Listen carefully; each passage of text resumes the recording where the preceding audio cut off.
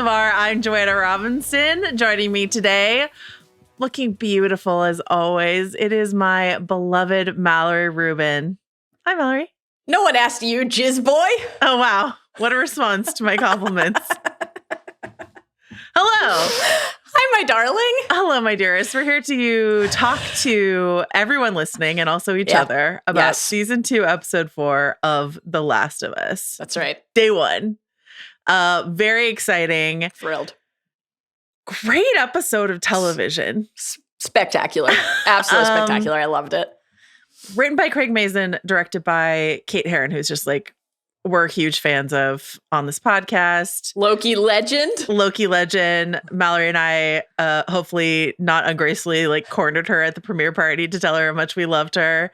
If all goes according to plan, she will be coming on the Prestige TV podcast later this week to talk about the episode. So I was really looking forward to this episode when I saw that Kate was directing it, and I just thought it was phenomenal. Okay, you shouted out early based on the director list. You're like, this is one to watch. It's a Kate episode, so exciting. Yeah. Okay, so yes, programming reminders. We are covering The Last of Us right this very second.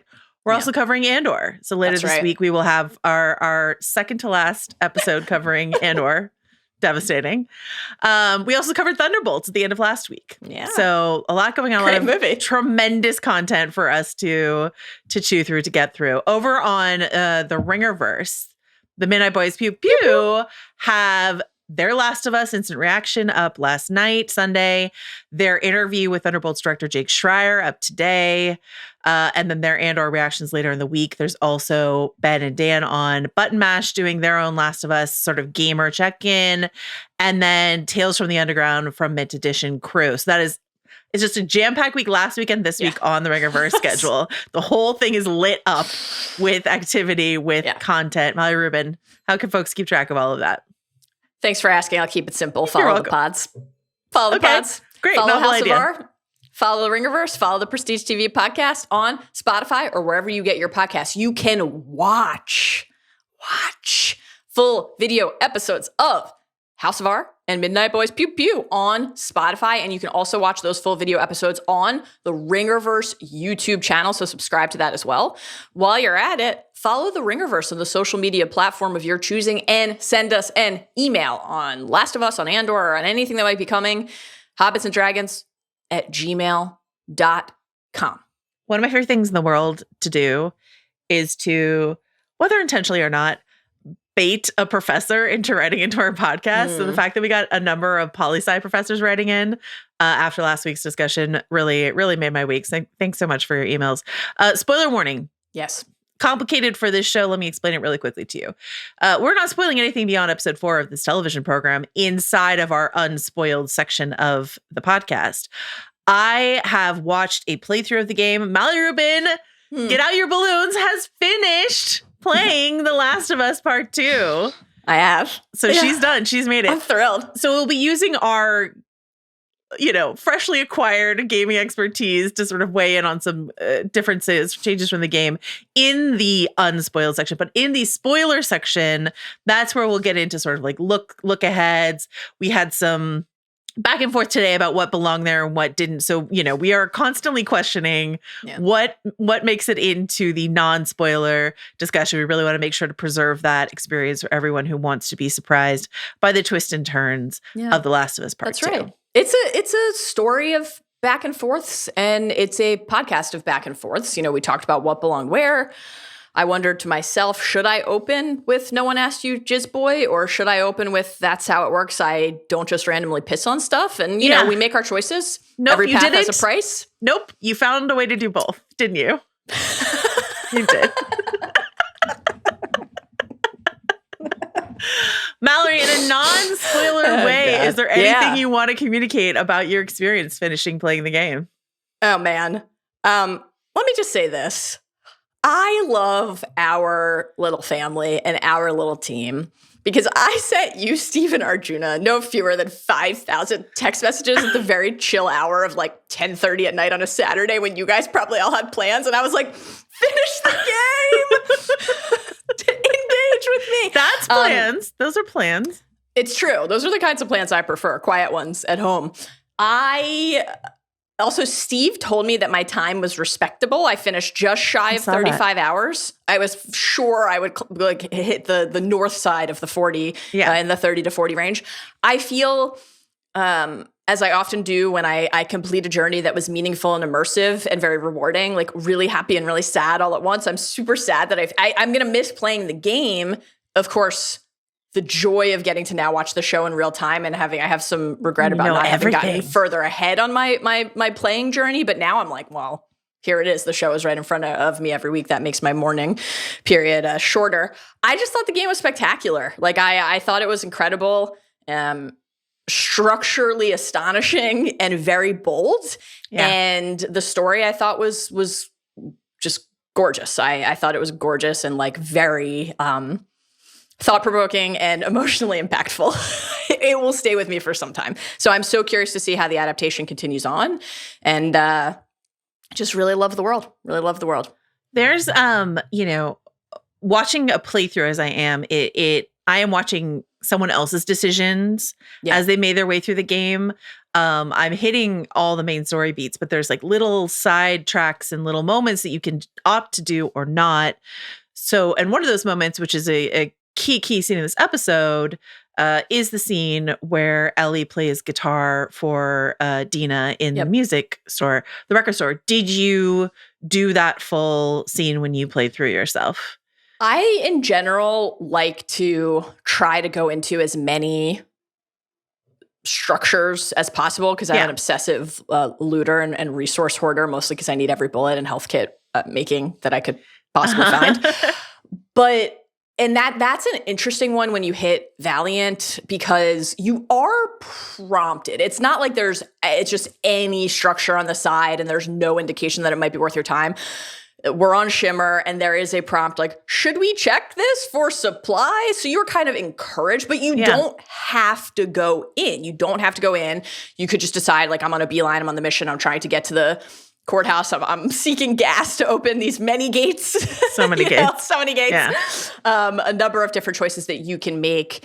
And yeah, it is interesting it's something I've been reflecting on a little bit more after finishing just all of the different, first of all, and Mason and Druckmann both talk about this a lot when they're discussing the nature of the adaptation. Ben and Daniel have been doing a great job of discussing this in their button mash coverage, just like the active or passive distinctions in a video game setting when you're the player versus the experience of watching a television show. Mm-hmm. So that's kind of on my mind more generally. And then, like some of the consequences in the game of like, did you go in this building? Did you get the binding that you need or the half of a scissor you might need to make a shiv? Something like this is like a real story beat. So it's fascinating to kind of get to the point where you realize that's elective. And I think it is unsurprising that come show adaptation time, that was considered not elective, but essential. Yeah, because mandatory. It's such an essential moment in that relationship. It's interesting. The playthrough that I'm watching, they went into the record store. They sat down with a guitar, but they didn't, and they played a little bit of something and something else, but they did not play Take On Me. So I was just sort of I wonder if that was just edited out of the cut. Maybe. Someone else wrote in saying they went into the record store and they didn't play Take On Me. So interesting. When they played. I don't know. Anyway. But if whoever put together this wonderful YouTube playthrough that I'm so grateful for, edited Take On Me out of the cut, I have some questions. Okay. Not a fan of Norwegian music. Who can say, Who can say? All right. So season 2, episode 4, day 1, written by Craig Mazin, directed by Kate Herron. We already talked about Loki, sex education, another really important piece of the Kate Herron puzzle. And then I wanted to shout out the DP on this episode, Catherine Goldschmidt, who just gave a great interview in the behind the scenes. Mm-hmm. And I was like, I know I've seen her talk about House of the Dragon. And I looked it up and I was like, yes, she was a DP on 3 episodes of House of the Dragon. So shout out. Like, I love the way she talks about her work. I think she's really an intriguing person. So I look forward to more of her work. All right, a little mailbag moment. Mm-hmm.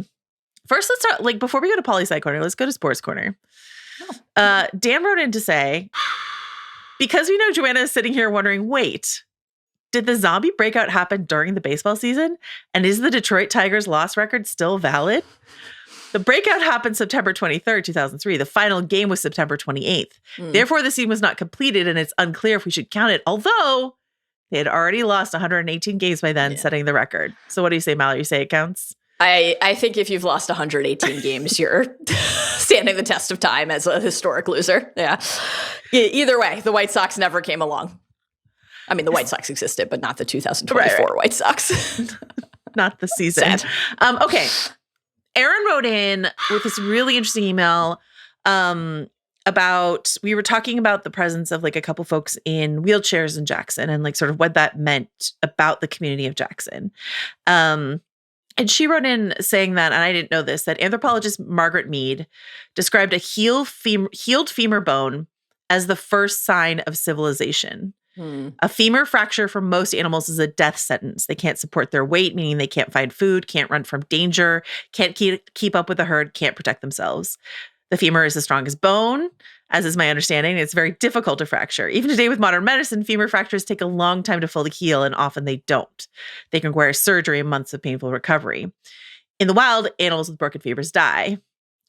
So think of what it means to have a healed femur fracture. An ancient human broke their leg badly. They weren't able to keep up with the group or find food or feed themselves or help protect the group, and yet their fracture is healed, which tells us someone cared for them, perhaps set their bone, brought them food, kept them warm, kept them safe, helped them relieve themselves, allowed them to rest, let their body naturally heal. So this idea of like, it goes on and on, but like this idea of like, this is what civilization means. Civilization means we have so much structure or comfort or advanced ideas of what it means to be an us, I suppose, that we care for people, be they old or young or this or that or the other thing. And I thought that was really fascinating.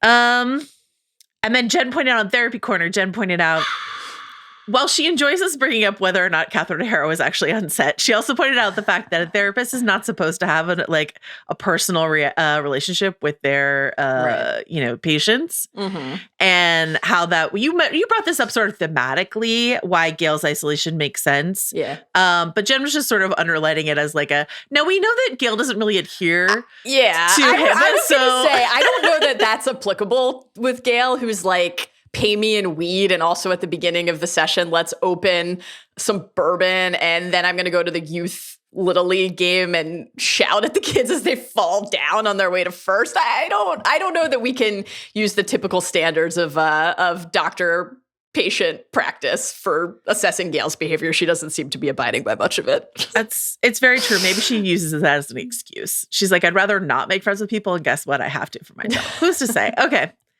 And then last but not least on Poli-Sci Corner, Dr. Matthew Juncker wrote in to talk about, we talked about John Locke and the two treaties of government and stuff like that last week. And he pointed out this other thing that Locke was interested in when it comes to sort of this idea of vengeance, right? When we're wronged, we can have a lot of trouble being objective when determining what punishment to dole out. So John Locke thinks it is rational to give away our natural right to be judge, jury, and executioner in exchange for more stability. Ellie could be seen as an example of this. She wants to decide the punishment in her own case, and it could be argued is carried too far by, quote, passion and revenge, where the cooler heads of the, quote, indifferent judge, that is the Jackson Council, have chosen a different path. In a Lockean sense, Ellie is rejecting the very core of the social contract. One asterisk I would put on that is like, he put indifferent judge, that is the Jackson Council, but of course, when you have Tommy and Maria and even Jesse on Everybody the Jackson Council, like everyone has their own. And we don't know what the factors are for the other members of the council who maybe don't like Joel, lost family members, or have injured people they're caring for, kids they're caring for. Yeah, just think Ellie's an asshole. Could be any number of things. Just to say. And then I know that you had mentioned to me last week you wanted to talk about this, but we didn't get a chance to. But Dr. Stephen Pettigrew, I just like when someone signs their email with their PhD, I am going to put. It's not I thought you were saying Pettigrew. No. When someone signs their emails Wormtail, we simply have to. When they sign it PhD, I want to give them their accolades. So, Dr. Stephen was. Is that a hack now that people are going to use to get their emails to the top of your attention set? Perhaps. I don't know. If you know what the word disseminate means, I might pay more attention to email. Okay, so I've been curious. Dr. Stephen wrote, I've been curious if Jackson is a democracy. How do the members of the council get selected? Were they elected by the town, appointed by Maria, who was elected? How did Jesse get his seat? The big thing that stood out to me the last episode was the 8-3 vote. Holding elected officials accountable for their votes and actions is an essential part of a healthy democracy. The fact that they read the votes anonymously, Survivor style, suggests that Jackson is not a healthy democracy, since the residents of Jackson don't have any way to know for certain which council members voted yes and which voted no. Yeah. I thought also relatedly, like Jesse, who obviously takes the responsibilities of the role seriously, like refusing to engage in discussion with Elliot ahead of time was kind of a fascinating insight into that as well. It's like, sure, on the one hand, you don't want to allow to open an avenue for people swaying you outside of that formal forum, but also like, is there no discussion at all about the things that might impact the society? Now we see, of course, Tommy, Dina, Ellie discuss, but like, no, there's discussion. Scott gets to go, like, get up and talk about before corn that, and turkey. Before like that, before that formal meeting. Yeah, it's like, is there not any equivalent of like lobbying or like, what has sprung up around the government that like allows people to kind of try to influence or sway the outcome outside of just, I stood up and said this thing in front of the room. We have a lot of questions about how, as Tommy, a very active member, in season 1, as we mentioned an episode or two ago, did not understand that he was part of a communist society in Jackson Hole. So a lot of people, including those who are active participants, have questions. On the Survivor front, I think that the clear tweak that's needed here is advantages. We need to get the block a vote in there. We need to get the steal a vote in there. We need to get the extra vote in there. That's controversial. We need to add that little Are there so many element people who don't like any of the extra frills inside of a game of Survivor? Do I want him in Survivor? Who's to say? Do I want him in Jackson Hole? Yeah, I think so. You want immunity. You want an idol. I think we need to, maybe get the shot in the dark in there. Okay. What if Ellie had played her shot in the dark? What could have been different? All right. So that has been us looking deep into the governmental structures of a town that is not part of this episode of television. Let's go forward looking to Seattle with our episode breakdown.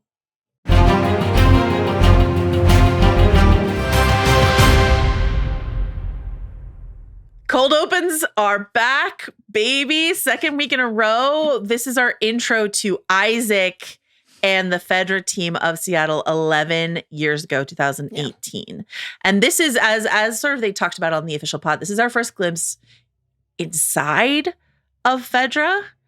These bunch of assholes in the truck that we're seeing what it's like for Fedra to really talk to each other and pal around with each other. And it's not a very flattering image, is it?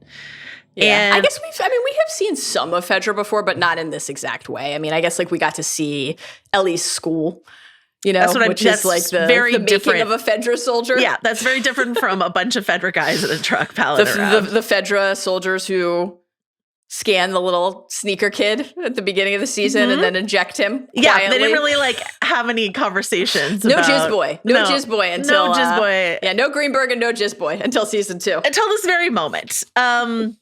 The main Fedra guy doing all the yapping in the truck is played by Josh Peck, which was a slightly distracting, though not unwelcome casting decision for me.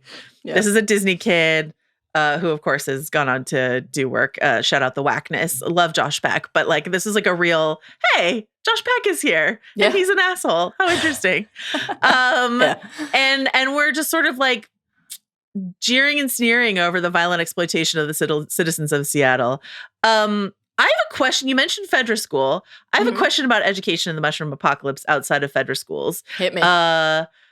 Just in terms of like this dissemination question, like he doesn't know what the word dissemination means, which is like fine. It's not the easiest vocab word in the world, but I'm just sort of like, how are these Fedra soldiers educated? Do they all go through Fedra school? No, not necessarily. Like, and 11 years ago, I don't know. I was just sort of like, is everyone getting homeschooled? What's homeschooling like? How are we doing with our book learning? This felt like a very anti-intellectual conversation inside of the Fedra truck. Here. Janowitz's interest in learning who could say Greenberg, clearly not a big bookworm, not a big studier. No. Yeah, that's apparent. I thought of this too. It's a very different way, but like when at Valiant, Ellie opens the remarkably preserved guitar and basically kisses, licks, smells, inhales the preservation packets. I'm like, did anyone teach Ellie about toxins at any point? Like, Don't let's lick get that, a little Ellie. further away from your facial orifices, Ellie. Great call. When he Imagine says, surviving the attack on Jackson and everything with the Salt Lake crew just to die from inhaling a moisture packet. do you feel That like you would be would tough. die from inhaling a moisture packet? I feel like maybe I if intend you not to ate- find out. I feel like if you ate it, Yeah, maybe. like if they ran out of jerky, or they're If like, you well, jerky's huffed it. jerky's a little mild, a little seasoning. Yes. I don't think, yeah. But I feel like a little sniff, you're going to be You're okay. fine? Yeah. Okay. Just like Huff and Rido? I can't believe you made that happen in another podcast. All right. Yes, you can. I can't. Turns out it was some religious crap is what Janowitz says here.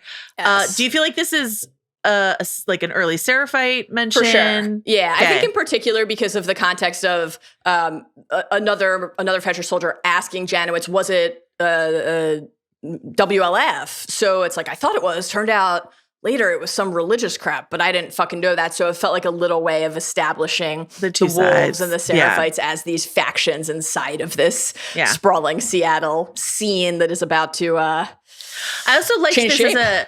as a connection to the Isaac interrogation later, because Yeah. if we have Fedra, if we hear the story of Greenberg smashing Seraphite's head against the wall rather than like having conversation with him, and Yeah. then later we see Isaac, who has Yes. taken such pains inside of this scene to distinguish himself from Fedra, and where do we meet him 11 years later? Physically tormenting a Seraphite. Yeah. Now he will get into yeah. whether or not he feels justified in that, but that is like a clear connection of like, as the creators have explicitly said, as Kate Herron explicitly said, Isaac is no better than Right. the Fedra that he tried to leave Yes. 11 years ago. I thought you were going to say we found him 11 years later doing an influencer video for saucepans, but the thing you said is also true. Did you look up the saucepans to see No. if maybe you would want to buy them? No, but should I? I mean, I don't really cook very often. It seems like probably not a To heat up your necessary or soup? wise You don't need an purchase. expensive copper bottom French copper we bottom are heating up a saucepan? lot of I soup know. around here. I Okay, know that. I'm going to look into it. It's a Okay. great call. Great. I think the other thing on that little quick religious crap note is like it's yet another way to show us really quickly, and we've had plenty of moments in the show to date where we're like, we know what to think of Fedra, but even so, this is very much of a piece with the whole conversation in the scene about voters. Like, they don't give a shit who the citizens are. The idea that there are these different groups among the citizenry and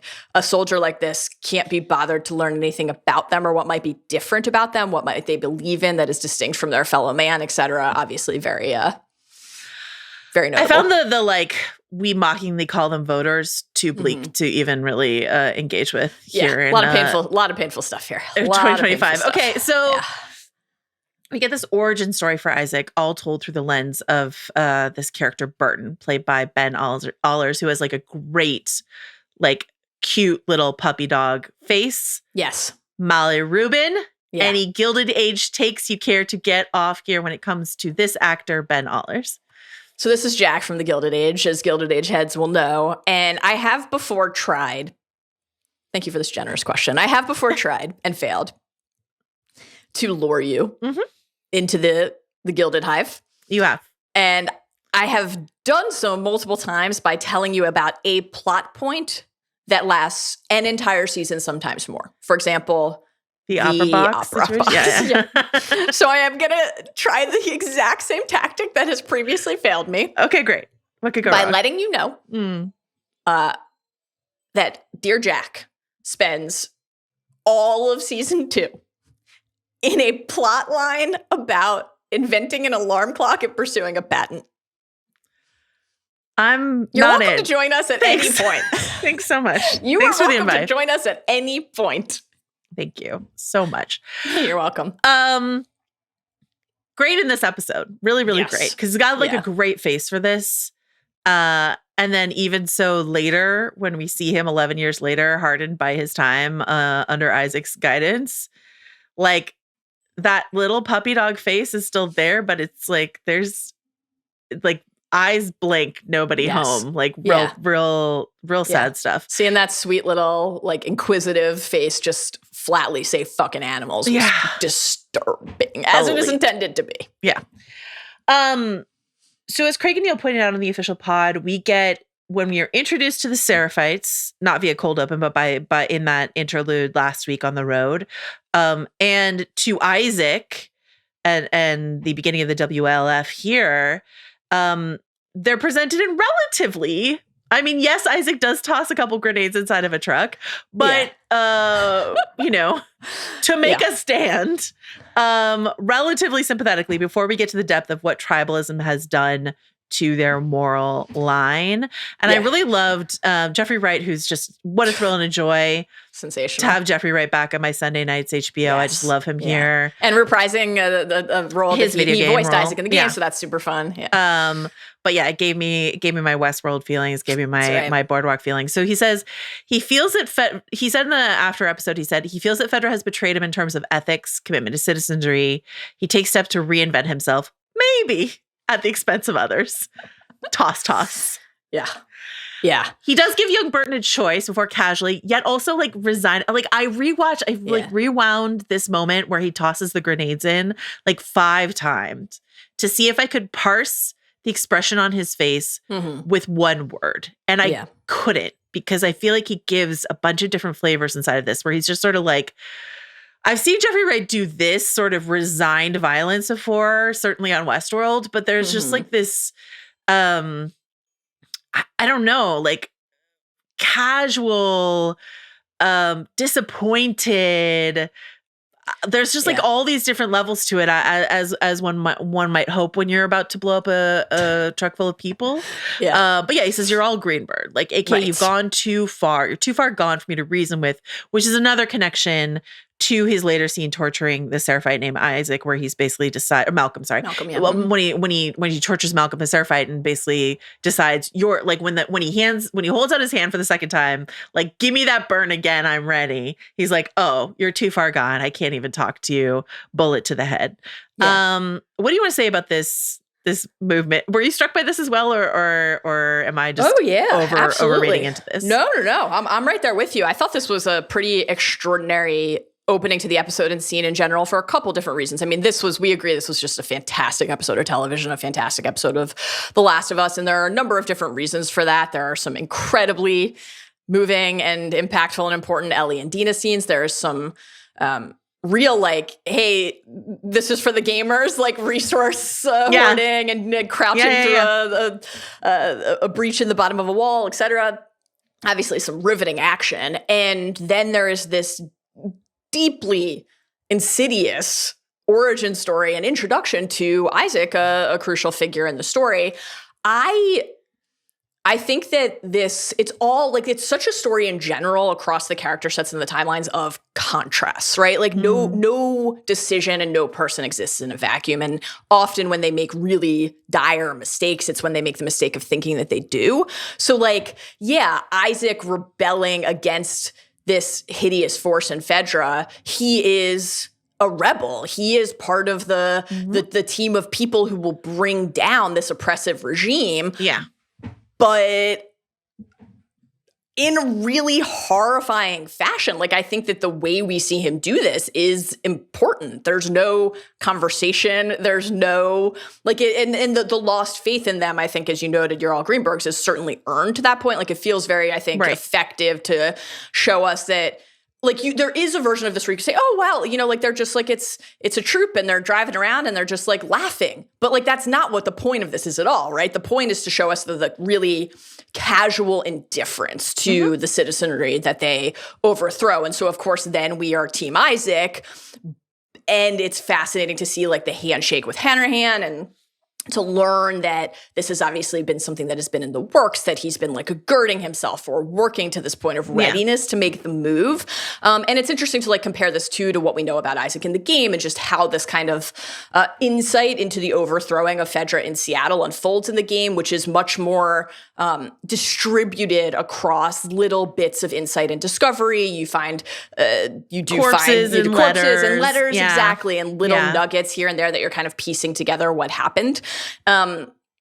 And obviously we have seen, across cities and across episodes and across the timeline, this idea is recurring of like, who will take down Fedra and what will it look like? We had obviously like the Fireflies versus Fedra in Boston in our earliest episodes with the show. We had like Kathleen. Taking down Fedra. But I was thinking a lot of in the fourth episode then, before episode 5, because we're obviously like in Kansas City for a couple episodes there in season 1, I was really struck at the time with how Mason in the Inside the Episodes and the official pods talked in season 1 about Kathleen and what we were witnessing there. And one of the things that he said is like, history is full of examples where the revolutionary force is just as bad as what was there before. And so I don't really, obviously what we see with Malcolm, the Seraphite in the kitchen is certainly undeniably a ratcheting up of the horror. And we have to ask, well, what has transpired in this time that led Isaac and Burton to this place? But what we see right away, like we are so primed inside the universe of this show. And as you noted, like what Isaac's doing, what's on his face, what can we read there? It's not like we're meant to be comfortable with him even for a moment, I don't think. And that kind of dissonance and that kind of complexity is, of course, what makes all of the successful characters in the show so interesting for us to watch. And I just like loved too this little detail of the way to your note about just how things visually like strike us. The way that we first see the approaching members of the WLF in the rearview mirror, and then we go out and we see more of them walking. I don't know. It looked to me like they were walkers in The Walking Dead. Horde. Yeah, right? they look like the a horde. And the way the arms were moving and just the way they were moving as a group. The neutral tones that they were wearing. Yeah, it's giving very horde, but like, and also to the visual, the way in which we get the Jeffrey Wright reveal, the Isaac reveal inside the truck. Like we're inside the truck and we don't see him right away. Yeah, and then the camera gives us a shot of him in the corner. And I think it's also worth thinking about if Isaac is a leader inside of the WLF and the WLF is what is where Abby and her friends have spent at least some of the time since we first meet them graveside at the beginning of the season to when they go marching into Jackson. Like this is the group that they have been, we watch what happens to someone like babyface Burton inside of those, a few years, 11 years. This is what Abby says in episode 2, right? I've been in militia for 5 years now. Seattle, I'd warn you not to go there, but little chance of that. Anyway, our commander trained us to follow a code. We don't kill people that can't defend themselves. And right now, that's you. But I am going to kill you because it doesn't matter if you have a code like me or you're a lawless piece of shit like you. There's just some things everyone agrees are just fucking wrong. So this idea, we've already revisited this, but this idea of the WLF code. Yeah. Comparing that idea versus what we see from the WLF, when does that code apply? How real is that code? Or how much is it just something we tell ourselves to justify what we do? We hear a lot of justifications inside of this episode. And to your point about like watching Isaac burn and torture a sort of quivering, naked person up against a wall, and then contrast that with a bunch of members of the WLF strung up, disemboweled with lights trained on them so that when their friends come to find them, it will be the most horrific tableau you could possibly think of. And we'll get into this when we get into that torture scene, but just sort of like the justifications everyone gives for how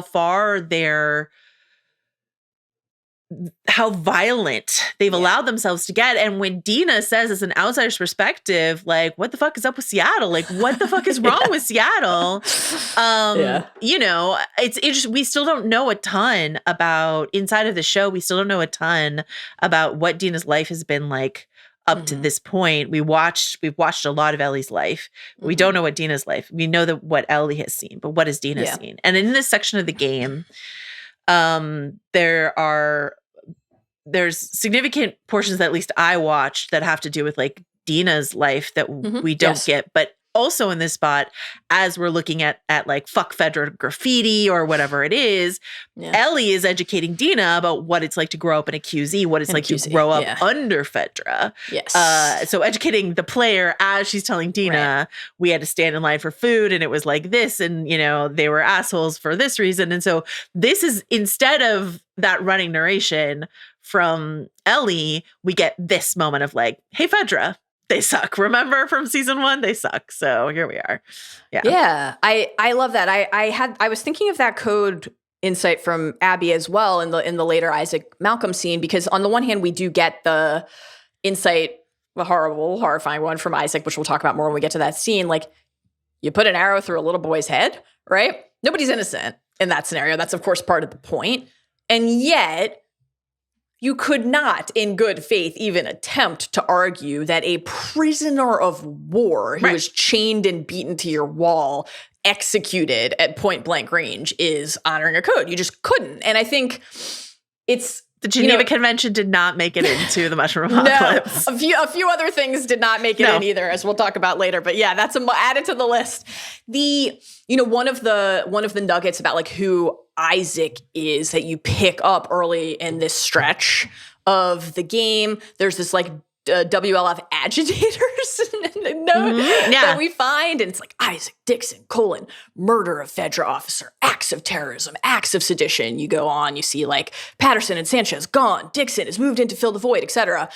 This it wouldn't be a Last of Us pod if we didn't invoke Station 11, but it's just yet another perfect to the monsters were the monsters. Like you have this idea of Isaac as a person who was overthrowing this corrupt regime, but then to the people Isaac is harming or seeking to control subsequently, he's the monster very quickly. So it's Robespierre, Reign of Terror. Okay, so like I think this is a fascinating WLF episode. We meet Hanran, played by Alana Ubach. Alana is one of another Helm Hammerhand, as I initially heard it on the screen, on the non-caption screener before thankfully turning to subtitles, and then remembering that this casting had been announced and character name had been announced. Also thrilled to have Alana back on my Sunday nights HBO. When will Euphoria come back? I don't know.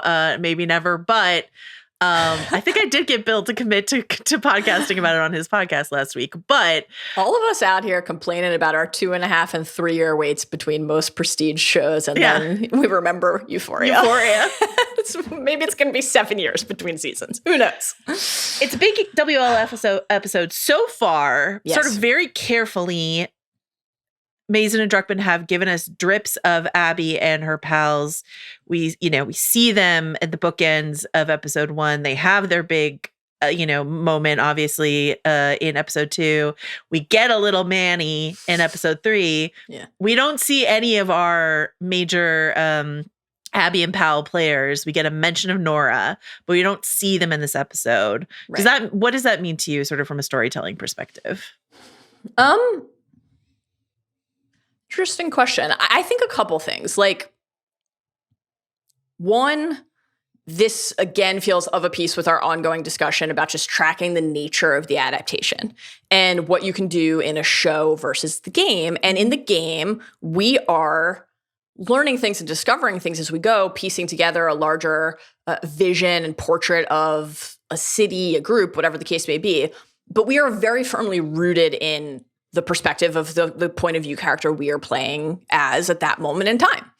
And the show is just simply not bound in that way, right? It's a different medium, and you can do different things in different mediums. That's part of why adaptations are interesting, whether it's a game to a show or a movie or a book, etc.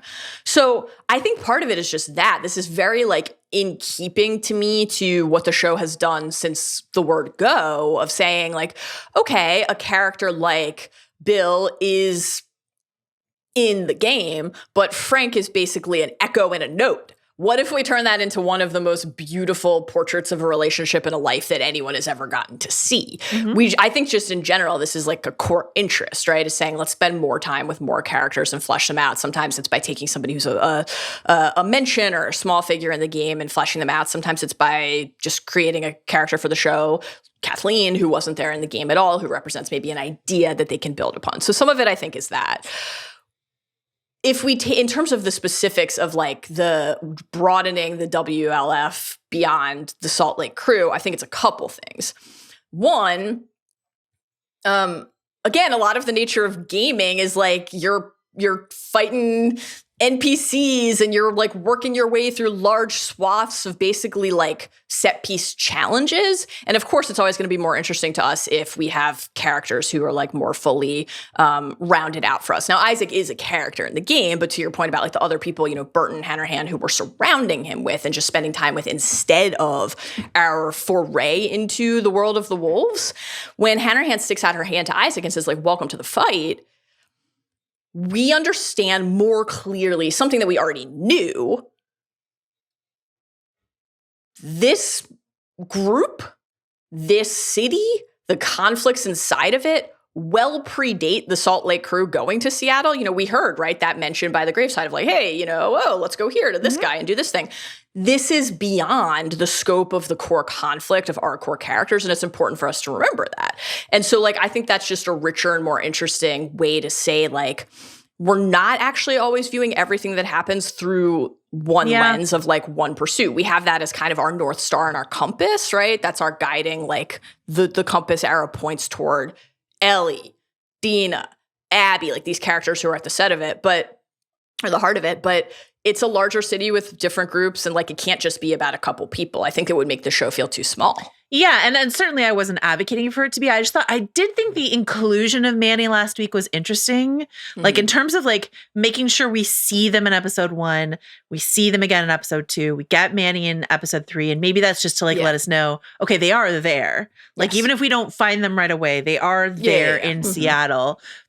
But then to not have them here at all, I thought was interesting in a way of just like, I think everything you said is really fascinating. And I also think it's just like to show us how far out of their depth Ellie and Dina are, which they don't fully realize until they get up on that roof at the end. I mean, they're donning horror throughout the whole episode. When they're up on that roof at the end of the episode and they see a massive explosion and gunfire, you know, when they're like, how many wolves could there be really? And then they see all that shit in the distance and they're like, oh, fuck. Yes, for sure. But so to make the Salt Lake City crew, which is Manny, Nora, Mel, Owen, and Abby, inside of the show at least, to make them such needles in the haystack, because in this section of the game, you do encounter a couple people that Ellie's like they were there. Yes, people Jordan who are not is a very early showdown, who's you know, not in like the show, who are not in the show, and so just to like make them just out of your reach, out of your grasp. You're here in Seattle. You're like, piece of cake. Seattle, beautiful city. We're gonna have a great time here. And just kill 4 to 5 people and then go home, you know? And breezy.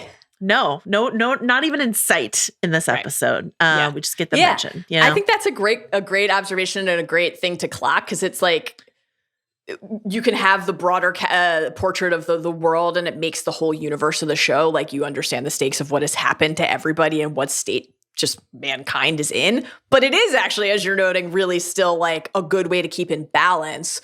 Well, our core people who are most invested in, where are they? What are they doing? How does the thing that's happening around them impact them? And if you can't find the people you're looking for, it's also obviously like a nice way to just like keep the clock of the episodes moving and keep the quest of like, okay, well, you hear Nora's name on the walkie, and like now we know what our next target is, and the kind of like precious of all the precious resources, the single most precious thing of all is information, right? And so if they're like hard to find, like the currency of any nugget that you're able to glean starts to feel as valuable as any monostat that you might find. As valuable as any Mondstadt. Okay, let's go to Capitol Hill. Before we get to the rainbows, you mentioned Mondstadt. We do stop at a pharmacy where, let me assure you, I'm not procuring or consuming a single thing. If you, Mallory, are worried about huffing moisture packets out of the guitar case, I am worried about any item on any shelf inside of that pharmacy. It's a no, simply a no for me. But Dina snags some pregnancy tests, as we'll discover later. And I just love their back and forth here, like Ellie from the other room and just talking about like, do you have a yeast infection? Oh, look, I found some milk. Like all of this is just like really good stuff from them. Oh, you rocking a yeast infection. Not today, but give me time. Was a historic moment on the show. It's like there is actually an incredible amount of across the episodes and seasons so far, discussion or focus and interest in like vaginal goods. You know, we had Ellie finding the tampons in season 1, Maria gifting her the Diva cup. Now this, the pregnancy test. Great stuff. Are you going to open up a shop in Seattle called Vaginal Goods? This is entirely possible. Okay. Who knows what my next career will be? Give me time. All right. This was one of the many, many, many, many moments in this episode where you're like, oh boy, this is what it feels like to play the game. Just like Dina crouching through the hole in the wall to get into that back pharmacy room. I could you almost feel reflexively you lift your finger watching to hit the circle button to crouch. Like there were so obviously everything with the ascent up to the window at the TV station. Like there were just in general just this pursuit of resources. You and Rob were talking last week, and Rob was like, you know, and I think a lot of people who love the game are like, not enough drawers. Let's go look for shit. Not enough foraging. You know, we have seen it before. You know, that again, I just mentioned the tampons. Like when Ellie was looking for stuff when Joel was trying to find his stash of ammo in season 1. It's not like we never get it, but it is a fun little, I think, embrace of the source material whenever there's an interlude like that. Directly out of the game is this moment where they're in Capitol Hill, which is the queer neighborhood in Seattle. And those slurs, Seth and bigots and slurs may have survived the apocalypse, but not this concept of pride. Dina and Ellie don't understand why there are rainbows all over this neighborhood. We did get an email. I actually think we got it on the Prestige pod. We didn't read it, but it was about this idea of like in the game, when they're in Capitol Hill, I see the rainbow crosswalks. Those came after 2003 because of the timeline difference. It's like, will we even get that moment? Will we get it with like rainbow flags? And also Craig and Neil have said, we're not paying too much attention to like what predates 2003 or not. Like we're not letting that hold us back if we need it for something or another. I want to shout out Capitol Hill in Seattle, where a couple years ago I had one of the best chicken sandwiches of my life at this place called Olmsted, which is now closed, which sucks. But Capitol Hill is an incredible neighborhood, and I really love that. This moment is heartbreaking, and it feeds into this conversation about bisexuality that happens later in this episode, and sort of where were we when it came to discussion about queer identity in 2003, how much of that, endures during the mushroom apocalypse, and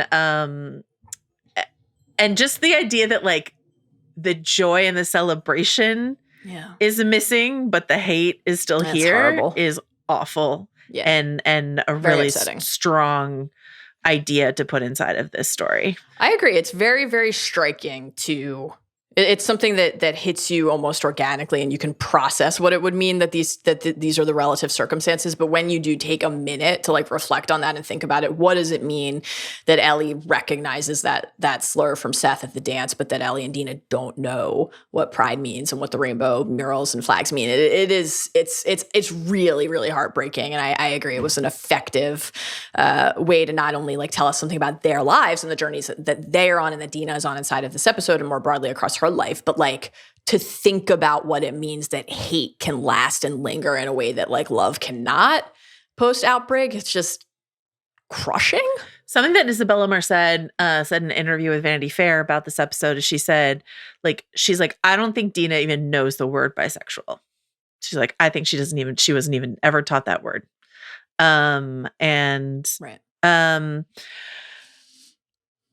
All right, on the Seattle front, we've gotten so many emails from listeners that are like, this is wrong, this is incorrect, this is wrong. So I just thought I would shout out. Anna from Seattle wrote in to call it a certain sign that they used in this Capitol Hill stretch for moon photo. A photo lab.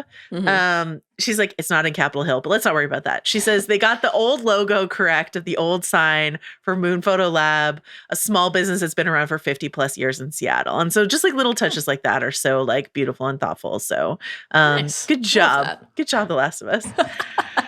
Wonderful stuff. I yeah. thought it was interesting too, just in terms of our glimpse of this stretch, at least, of Seattle. Like in the, have we mentioned before how long it takes to get through all the Fetcher gates in this stretch of the game? But like deeply in annoying. the, sorry, just watching it took me so long to find the gas.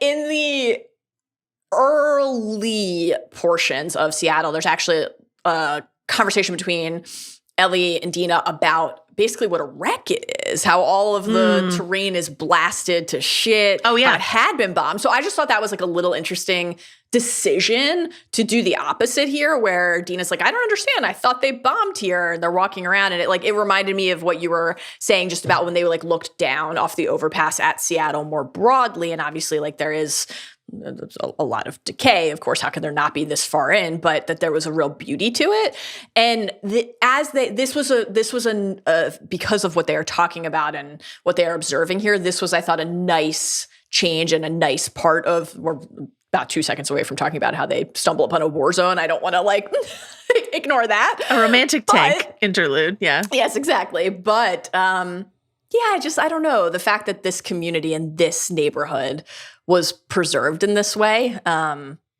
thought was lovely. Yeah, so Ellie gets excited to see a tank. Yeah. And wants Again, to I'm like, what are they teaching at Federal School if you've never seen a tank? We really need to like look at that curriculum. She wants to check for ammo, which is one of the most game-centric things that happens in this episode, full of game-centric things. And I have some serious notes for Ellie. If your whole thing is I'm going to make a fucking shitload of noise opening the hatch because I want to look for ammo, you got to do more than just cast your flashlight down into it. You have to actually jump down and look for ammo. Come on. Here we get an astronaut Ellie mention, which is like a suitably gruesome fun fact from everyone's messed up teen about Apollo 1. She talks about Gus Grissom, Ed White, Roger Chaffee, who burned up in their capsule. And I'm curious if Joel and Ellie were ever able to find the film The Right Stuff, or if it was only Curtis and Viper marathons for them, because Gus Grissom is one of my favorite characters in all of cinema, is played by the great Fred Ward in The Right Stuff. So add this to the list of things we need to know about Jackson. We know they do movie nights. Is this in the rotation? It would be I think this would be a great one, because like, especially not just for astronaut Ellie, and we'll talk about that in a second, but just like also, yeah, just like what we were trying to achieve leaving this planet was like a big thing we were trying to achieve at one point in our history. Craig was talking about, we've been tracking this sort of astronaut Ellie stuff that we learned in season 1 here into season 2. We mentioned like the decor in her room and stuff like that. Craig said they put that stuff in season 1 because they knew that they wanted to engage with it, how it exists in the game in the second part. And he was like, this is something like, he said, quote, when you realize where you want to go, you run backwards. So we've talked about this a little bit, this idea of like putting Kathleen in season 1. Like, what are the things that they put in season 1, knowing the themes or moments that they wanted to hit in a season 2 and 3, knowing that part 2 of the game already exists. How can we sort of backbleed some of that stuff into season 1? And this is a great little example of that. Yes. Anything else you want to talk about in terms of like Dina being like, maybe we shouldn't go to the place that has the giant WLF graffiti? They have the high ground, Anakin. Like anything else you want to say about that? I thought this was an interesting stretch in general for our ongoing assessment of like who is occupying which role in their relationship. And like we've talked a lot about in the last couple episodes, Ellie moving into that Joel role, the front of the horse, how is she holding her gun, etc. But as we also have talked about the last couple episodes, how Dina is the patient one, the planner, the methodical one. And so I thought like we got a ton of that from Dina in this episode, but we had like we had a couple moments where Ellie is seeing something that also feel like worth tracking. Like, for example, when they see all of the Fedric corpses, and Ellie is the one who's like, when Dina asks if it was the wolves, I don't know. All these bodies are in Fedric gear. Almost looks like they were fighting each other. And Dina's like, good eye. Like, I felt glad that we had a moment where Ellie was the one to clock something, And then this is like when John Walker gets something right in Thunderbolts, and I'm like, yeah, exactly. You should have some wins. Exactly. Yeah. Great comp. Tough comp, but great comp. I liked to when they're after the Apollo 1 moment that that like, well, at least they died for something worthwhile comp. And then like, yeah, these guys were just assholes killed by other assholes. That question that the show repeatedly poses to us in a number of different forms of like, what is quote unquote worth dying for or fighting for or killing somebody else for, right? That's kind of like always in the back of our minds watching. So I thought that was interesting. And then, yeah, in terms of the actually seeing the TV show, you know, we're always going to love it's over Anakin, I have the high ground kind of lesson. How could we not? But yeah, this is just right back to Ellie is impulsive. Ellie is acting on emotion. Ellie is rushing. Rush. We talked a lot about rushing in our last Andor pod. Ellie is in rush mode always. And Dina is the one who's like, let's take a beat and let's think and let's do this in a way where we have a chance of making it through, which is obviously like deeply necessary in these circumstances. And I think particularly necessary in the show where, you know, in the game, you're always moving from structure to structure and you're following the next clue to the next place. But even then, like, there are plenty of moments in the game where you have a clock established and you're like, we have to get to where we're going next. And then if you want, you can take 4 hours to fuck around, right? Like you can. You could just go look for, which I do a lot, which is maybe why it took me more than 30 hours to finish the game. But so I think that is helpful just, again, structurally inside of the episode and in the seasons for a character to be the one who says like, let's go hole up and strategize before we head out again, because your inclination in gamer mode would be like, go. What's next? I think that's interesting. And I think it was interesting in that Vanity Fair interview, Ismail Merced was talking about how as the scripts went on in the season, she watched her line count grow and grow and grow. And she was like, wow, oh my God. And then she made the connection where she was like, oh yeah, I'm in the chatty Ellie role as Ellie gets sort of in the more stoic Joel role. But it is interesting that like when it comes to sort of like who's leading, who's following, that Dina has to take on also this aspect of Joel, which is the caution and the plan and the experience. And also, like Ellie has a lot of experience, but she doesn't have that, not a cautious bone in her body when it comes to this kind of thing. All right, so take on me. What I think is fascinating, what I love about Craig Mazin, is the 2 moments so far that he has talked about being so nervous about getting precisely right. Are this interlude in the music store with Take On Me and the dance and the kiss. And they're also the 2 moments where everything is most like the game in terms of like, let's faithfully recreate the set. Let's mimic camera motions. I mean, there's some differences. Dina sitting cross-legged across instead of like awkwardly side saddle next to Ellie when the way she is in the game, stuff like that. But like, let's faithfully recreate this because these are the moments that matter. And that is because Craig Mazin understands that in order to enjoy the stabby violence of a show, you need to be emotionally invested in the characters. You need to get the emotionality, the romanticism right. And that what makes The Last of Us such an indelible game for the people who have played it is that emotional investment in the characters. And so the fact that in season 1, it's the Joel and Ellie relationship. And in season 2, it's the Joel and Ellie relationship because Ellie is driven by her, you know, we get this beautiful moment with the guitar. Joel's there in the scene with the guitar. Like he is there spiritually, like a force ghost, I guess, is what Craig Mazin said. But the Dina and Ellie relationship is what is at the beating heart of this section of the story. And so he's like, this is what we have to nail. Like the Battle of Jackson, sure, et cetera, but like the Dina and Ellie, their emotionality and their connection. So what's worth, to your point, dying for? What's worth protecting? How precious and important is this new us? Yeah. And it needs to be precious and important to us, the audience, as well. Yes. And that's why this moment is not optional, as Neil and Craig both said. Yeah. What's worth pausing for, right? Yeah. What's worth slowing down and taking time to just like linger and luxuriate in and consider. And it's like for us as viewers, it has to be the same thing that it would be for the characters themselves, you know? And like that feels, again, so true to life. I thought this was beautiful. This is one of my favorite stretches in the show to date. I just thought it was incredible. I think this is my favorite episode of the show to date, actually. I have no notes. I mean, it's Bill and Frank is almost like its own thing. It's a crowded top of the power ranking for me. I'll wait till the end of this season to maybe rank it, but it's, I think episodes 2 and 4 of this season are up there certainly for me with 3 and 5 and 9 from last season. Like, it's just, I mean, the show has a really high batting average of coming through with absolute bangers. It's like kind of astonishing.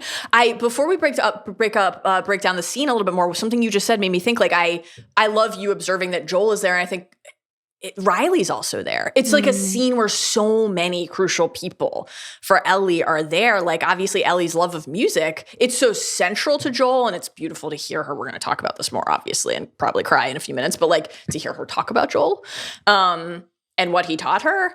But like, we're thinking back too to episode 7 from season 1 and Ellie's Walkman and her earlier love of music. And like, when do we hear, this is not the first time we hear Take On Me in the show, right? Like, it's what's playing. I think it was used in the trailers for season 1 too, right? Because it's obviously so crucial. But then in the mall scene with Riley, to pair that with the escalator moment, like for that to play for us when we're watching just this like burst and jolt of possibility and euphoria, like the idea that an escalator could be one of the wonders of the world and young love, and just like for a minute thinking good things can still be ahead of you, to have that in our minds too as we watch this beautiful budding romance here, it's just even richer than if we didn't have those connections to build upon. And I thought just like even before the serenade, just entering the shop, just entering Valiant. It's like a gorgeous set. Oh, yeah. And there is a like serenity and a peacefulness and a sense of hope. And again, crucially, of like wonder. And crucially, a place for Shimmer. Exactly. Sorry. A place for Shimmer to be safe. I think, like, thank God when Ellie was like, let's find a place for Shimmer where Shimmer can fit through the door. It's like, thank you. Yeah, there's a lot going on, but let's focus on what fucking matters. Dina's like, I already found it. Dina's like, I'm already thinking about that. That's how you know Dina's the one. Yeah. That's how you know Dina is the one, right? I know. I really was like, just that little shot we get of Shimmer just noshing on some grass. I felt really happy. May she nosh there always, honestly. But that would be great.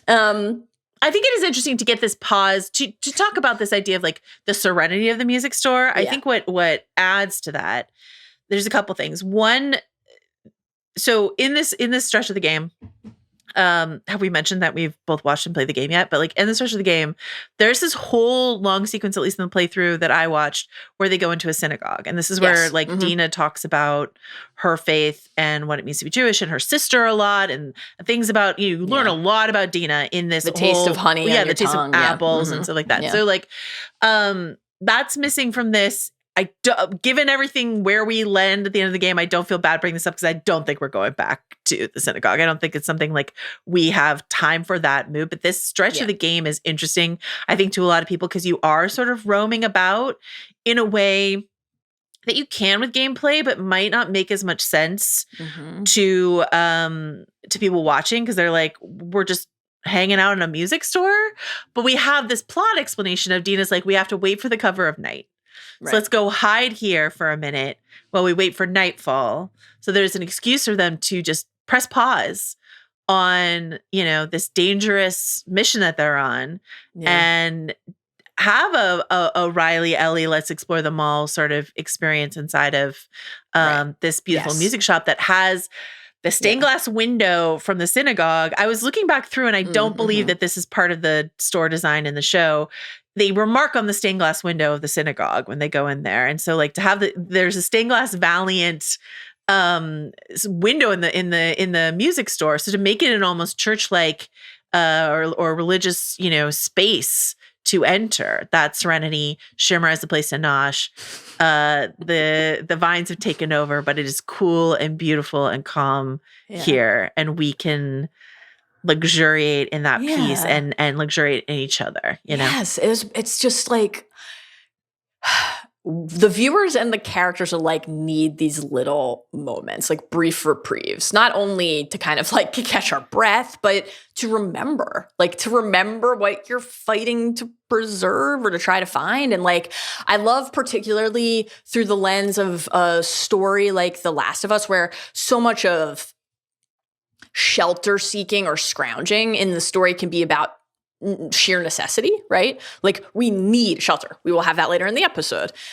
We need to find something. We have had that in this episode. We have it many times. So when you get one of those rare moments where it's less about necessity and more about discovery or exploration, it just feels like so transporting because of the comparison to like the just base reality of what every minute of the day is typically like. And then in this is me pretending like I know how to play guitar. This is like the score on the show is always beautiful. Again, if anyone hasn't yet heard the wonderful interview that you and Rob did for the episode 2 pod, check that out. But like, there was a little plucking of the guitar strings in this stretch is like we mounted and built toward that loft that, I don't know, it was just really like magical and beautiful. And we hadn't even yet gotten to the actual key moment, just our entry. It felt like a portal into another world just for a second. And that's a gift. The thing that Gustavo Santaolalla, who's the composer, talks about when he talks about his own music is the eloquence of the silence. So the spare plunking of the string, the way that they resonate inside of, it's not a crowded score. Often it's very spare. I think about a lot, that idea of the eloquence of the silence. But so we go in here.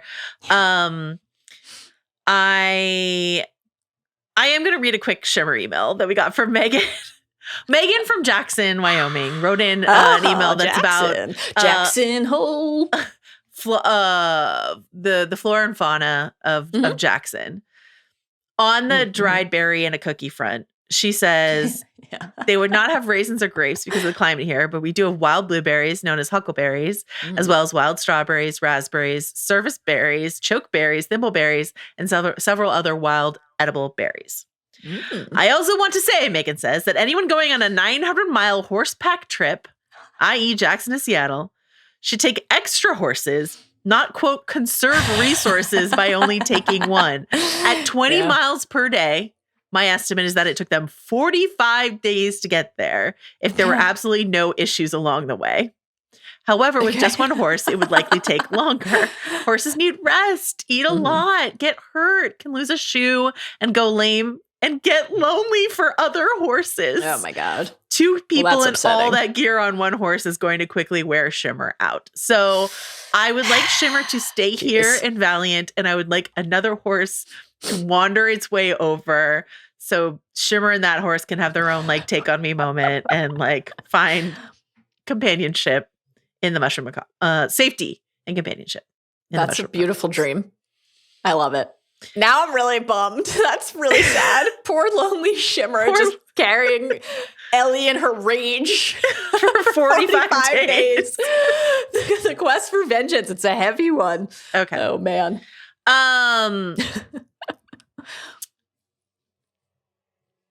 We can cut this out if it's not. Is it okay to say that when Ellie sits down, at least in the playthrough that I watched, before she plays Take On Me, she noodles a little bit of the song Future Days, which, as we heard, was in the trailer for the show. We know is an important song for the show. So, yeah, I think, we can save further commentary, but I think that is fine to mention. And I will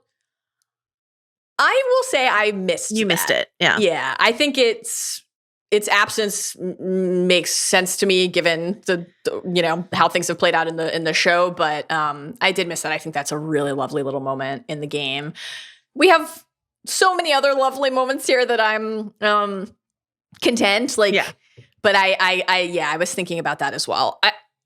Very, very, very quickly, just Ellie opening. We talked about huffing the moisture packs, but Ellie just leaning down to open the guitar case because, she looks around and they're all decayed. Everything is rotting and been exposed to the elements because of that frankly stunning breach in the wall.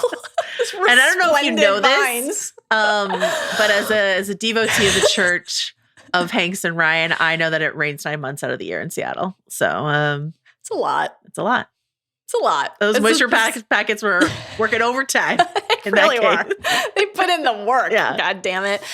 Just the tiniest little moment where Ellie, like in leaning down to open the guitar case, closes her eyes. And it hit me so hard. It hit me like a Fedra tank because it felt like it hit me like a fucking Fedra tank, Joe. It felt to me like a young child closing their eyes to blow out the candles on their birthday cake. You know, that just like youthful hope that you might find something that brings you joy. And for Ellie, it's like a lot of loss and a lot of loneliness and a lot of despair. And I loved just that little instance where we get to glimpse again, like possibility and hope on Ellie's face. I thought that was like a precious little thing. That's beautiful. I hadn't thought about that. It like a child and their birthday candles is beautiful. I thought of it almost like as church, as prayer. Like as a moment of prayer. Yeah. Okay. So we get Dina falls in love. Just unbelievable. This is unbelievable. Take on Me by Aha, as you mentioned, not our first time we've heard it on the show. Something we learned in season 1, 80s music equals danger. Yeah. What could be more dangerous than falling in love? I don't know. Because my brain is Swiss cheese. I don't remember if I talked about my feelings on Take on Me the first time they used it in the show. But this is one of my favorite songs of all time. Not that that's like an unpopular opinion, but it's the first music video I definitely ever remember watching, and I was obsessed with this music video as a kid because like, do you know the Take on Me music video from the 80s? Yeah. So it's like, if people don't know, and there are plenty of people who don't because it is old at this point, and there are young people who listen to podcasts. It's really cool. Go watch on YouTube. It's like, hey, it's like about a real woman who gets pulled into this like hand-drawn world, and it's just like this really cool pencil-drawn animation.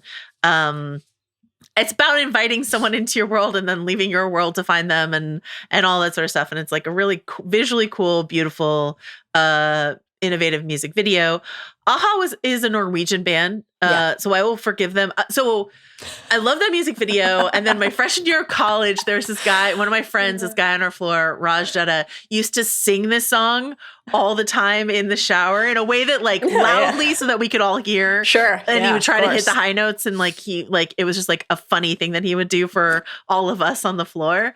And then we sang it in my a cappella group in college. And so like I know oh my God, all the words to this song because I learned it for that. And that is the moment when I learned how grammatically incorrect so many of the lyrics of the song are, but I find it quite charming.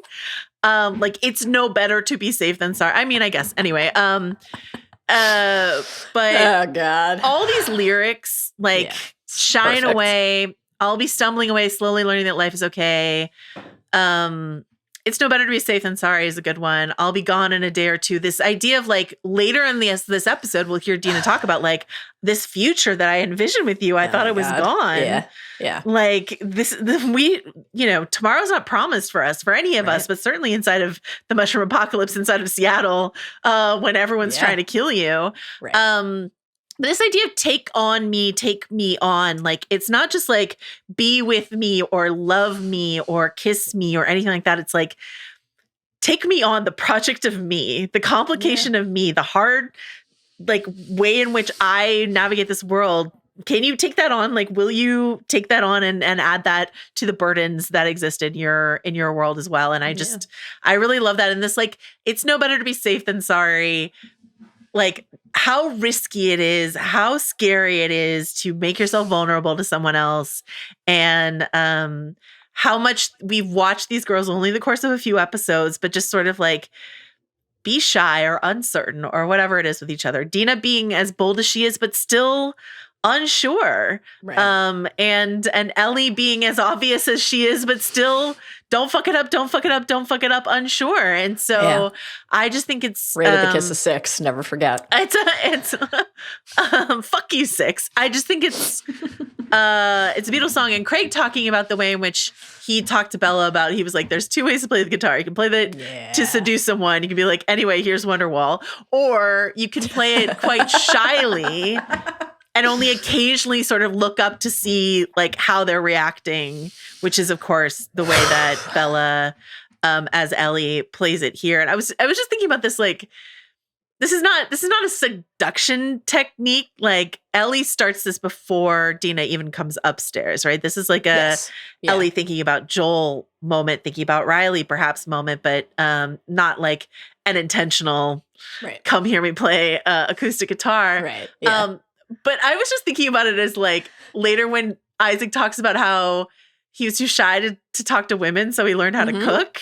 Yeah. Just this idea of like, how do we make connections with people through these, like through the arts, the culinary arts, whatever it is. Anyway, I sobbed watching this. Me too. I think Isabella Merced showing us Dina, I guess the way they're describing it is falling in love, but I think just like knowing for certain that she's understanding in love. that she's in love. Yeah. Oh, it's beautiful. Both performances in this scene were so extraordinary. I was just like, we are lucky. Yeah. I mean, really lucky to get to watch them in these roles. And I was thinking back last episode, I'm paraphrasing, but one of the things that Mason said was like, this is our us now, right? Like the idea of really like cementing this duo. And so we already cared, but boy, this episode gives us a couple scenes to really cement that in full. Yeah. I just thought this was like so moving. I watched this so many times. I couldn't get enough of it. It was so gorgeous. And like, I love the lyrics that you called out. And one of the things I really loved, there was a lot about how the scene was like framed and choreographed and timed that I really loved. Like, shying away, I'll be coming for your love, okay. That pairs with Dina emerging. Right? Like, I'll be coming for your love, okay, with Dina walking up the steps. Just perfect. I think my single favorite pairing of a lyric with a moment connects to another beautiful point you made about when do you look up and doing it sparingly. The thing that destroyed me the most in this entire sequence was Ellie looking up and looking up from the guitar, looking down at Dina and locking eyes for a second during slowly learning that life is okay. Like, the idea that that's because of Dina, it was just so gorgeous. And then obviously like the tears welling in Dina's eyes. I just thought this was so, so beautiful. And like you noted already on the framing front, that in the game, Dina is sort of like to the side of Ellie. And one of the things that we've tracked from our season 1 coverage onward is these sets where like a beam of light makes its way through the shadow and like breaks the dark. And I just thought this was perfect to have Dina sit in front of Ellie, not only because of that like eye contact that they're able to make, but just because then the light that is coming through that breach in the wall behind Ellie is like casting down on Dina, and they are like in this beam of possibility and hope and love together, and everything around is shadow and danger and darkness. And like, what a message, right? That there can be like refuge and safety in the bond and connection with another person. I thought that was extraordinarily powerful visually. And there's like a timing thing here too, right? You know, we're obviously going to get to the scene later in the episode where they are intimate with each other and they sleep together for the first time. And, you know, we talked about a little bit in the non-spoiler section, kind of like alluding to some changes, but talked more in prior episodes about in our spoiler sections about like, okay, the sex scene, they're waiting. They're waiting. It's not here where it was in the game. And so, you know, there are a lot of things that I love about how that plays out in the game. And there are a lot of things that I loved about how this ultimately played out in the show. This was the scene where I felt like the genius of it, because Joe, this was just yearning tendrils, right? Like, they have not yet taken that step in their relationship. By the time we have the take on me moment at Valiant in the game, they have been intimate with each other. They are together. They're together. Like, that is just a really notable distinction in where they are in their relationship. Dina in that scene is almost just kind of like bopping to the like enjoying it, but not like being transformed. It's like, yeah, I got a good one. I got a cool one. Yeah. Right? Yeah, it is really different. Yeah, it's like the thing that I love about, you know, we cite the official pod a lot. It's a great official companion podcast. Troy does a great job hosting it. Neil and Craig are so thoughtful on it. But the thing that Craig can't help doing, because he has his own podcast, Script Notes, where he does this, is just talk about sort of the philosophy of writing television. And so when he talks about the philosophy of writing television as it pertains to this show, and how when they write action, that there has to be a movement inside of a character relationship or character dynamic inside of that action moment, or else it's just action for action's sake. And he's like, that's not why we want to do action. We want action. So like you could argue, again, I found the Battle of Jackson slightly lacking, but you could argue that we learned something about Tommy as a leader or Tommy's relationship with Maria. That is definitely like an intention inside of the way they put that sequence together. And so he was like, the same philosophy applies here. If we're going to pause for a musical break, he's like, we want character relationship movement inside of it. He's like, it's optional for the gamer. It's not optional for the viewer of our television show. They have to sit through Take On Me with the rest of us. And if they're going to do that, we're going to move the needle on something. And so watching Dina, and again, Isabella Merced in this interview with Derek Lawrence at Vanity Fair was talking about how, he asked her about like, you're so emotional in that moment. What was it like to tap into that? And she was like, I was actually trying to be less emotional. She was like, we watch her sort of like slapping away tears, holding back tears. And it's just sort of like, she was just like, Bella was just incredible, sounded amazing. There was just something so powerful about that I was overwhelmed by it. And so, I feel really lucky that we get inside of our mushroom zombie show, that we get moments like this. So, I know. Something that Neil said on the official pod this week was they haven't been completely corrupted by this world. That was very important for our story. And like, it is important to have those moments where you see that and they see it too, right? Like there could be something good. And, this is of a piece with what you were just talking about with like the action and what a scene like this has to be able to emotionally convey. Another thing, whether it's a big set piece battle or something as like tender and sweet as this, it's going to be most impactful if we're feeling it in all directions. And that was another thing that this scene just like nailed. When Dina, we're going to hear Dina explain so much about how she has come to like understand herself, right? And her sexuality and her identity and her desire. And I thought that like when we see on her face there, just like there is something here that she cannot deny. And it's not just about to Ellie, it's like to herself. And that's like amazing to get to see that, it's beautiful. And I thought like, we move into a sequence here where Ellie talks about Joel and like, what she learned from him. And like, we've talked a few times. I love this idea too of just music in the show inside of the Joel Ellie relationship or Ellie Dina. Like for many of us in real life, like there's something about music where like it can allow you to express something that you don't know how to express. I was about to say exactly this. Because how can we not be thinking about Bill and Frank and like the way in which a musical moment, so a character performing for another character, Linda, my queen, unlocks something inside someone who is maybe reticent to express themselves. This is why I love a musical so much, because like this is what happens inside of a musical when the emotions are too big for you to be able to convey them, be just speaking them, you sing them. And so like Bill and Frank being able to like open their connection to each other via a musical moment and then to have it again here. Again, I don't know the specifics of this. I'd be interested to ask Craig and Neil, but like I know so much thought went into Long Time, but I'd be curious if they put that there as an almost pre-echo of this moment here. Again, knowing that this key moment was coming in part 2. But that feels right to me, hearing you say it. But no matter what, like to your point, music as connection for Joel and Ellie, et cetera, is so important. So. Yeah, like, and there was just something about, Dina compliments Ellie. She says, thanks. Like there's that shyness, right?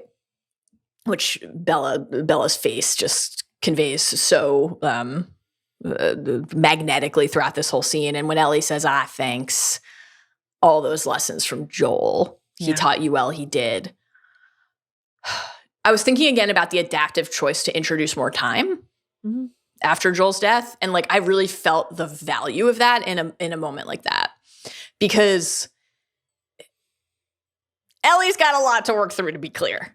But this was like, part of the process of mourning somebody that you've lost is like getting to a place where remembering them can feel like a gift, not just a source of anguish. And it's still both. I mean, we're one episode removed from weeping into the jacket. It's not like that. That's very present, but I don't know. It felt like this, like really like a little life raft for Ellie to be able to say that with like a smile and gratitude, and just for like something that it's not just the thing that Ellie is carrying from having lost Joel.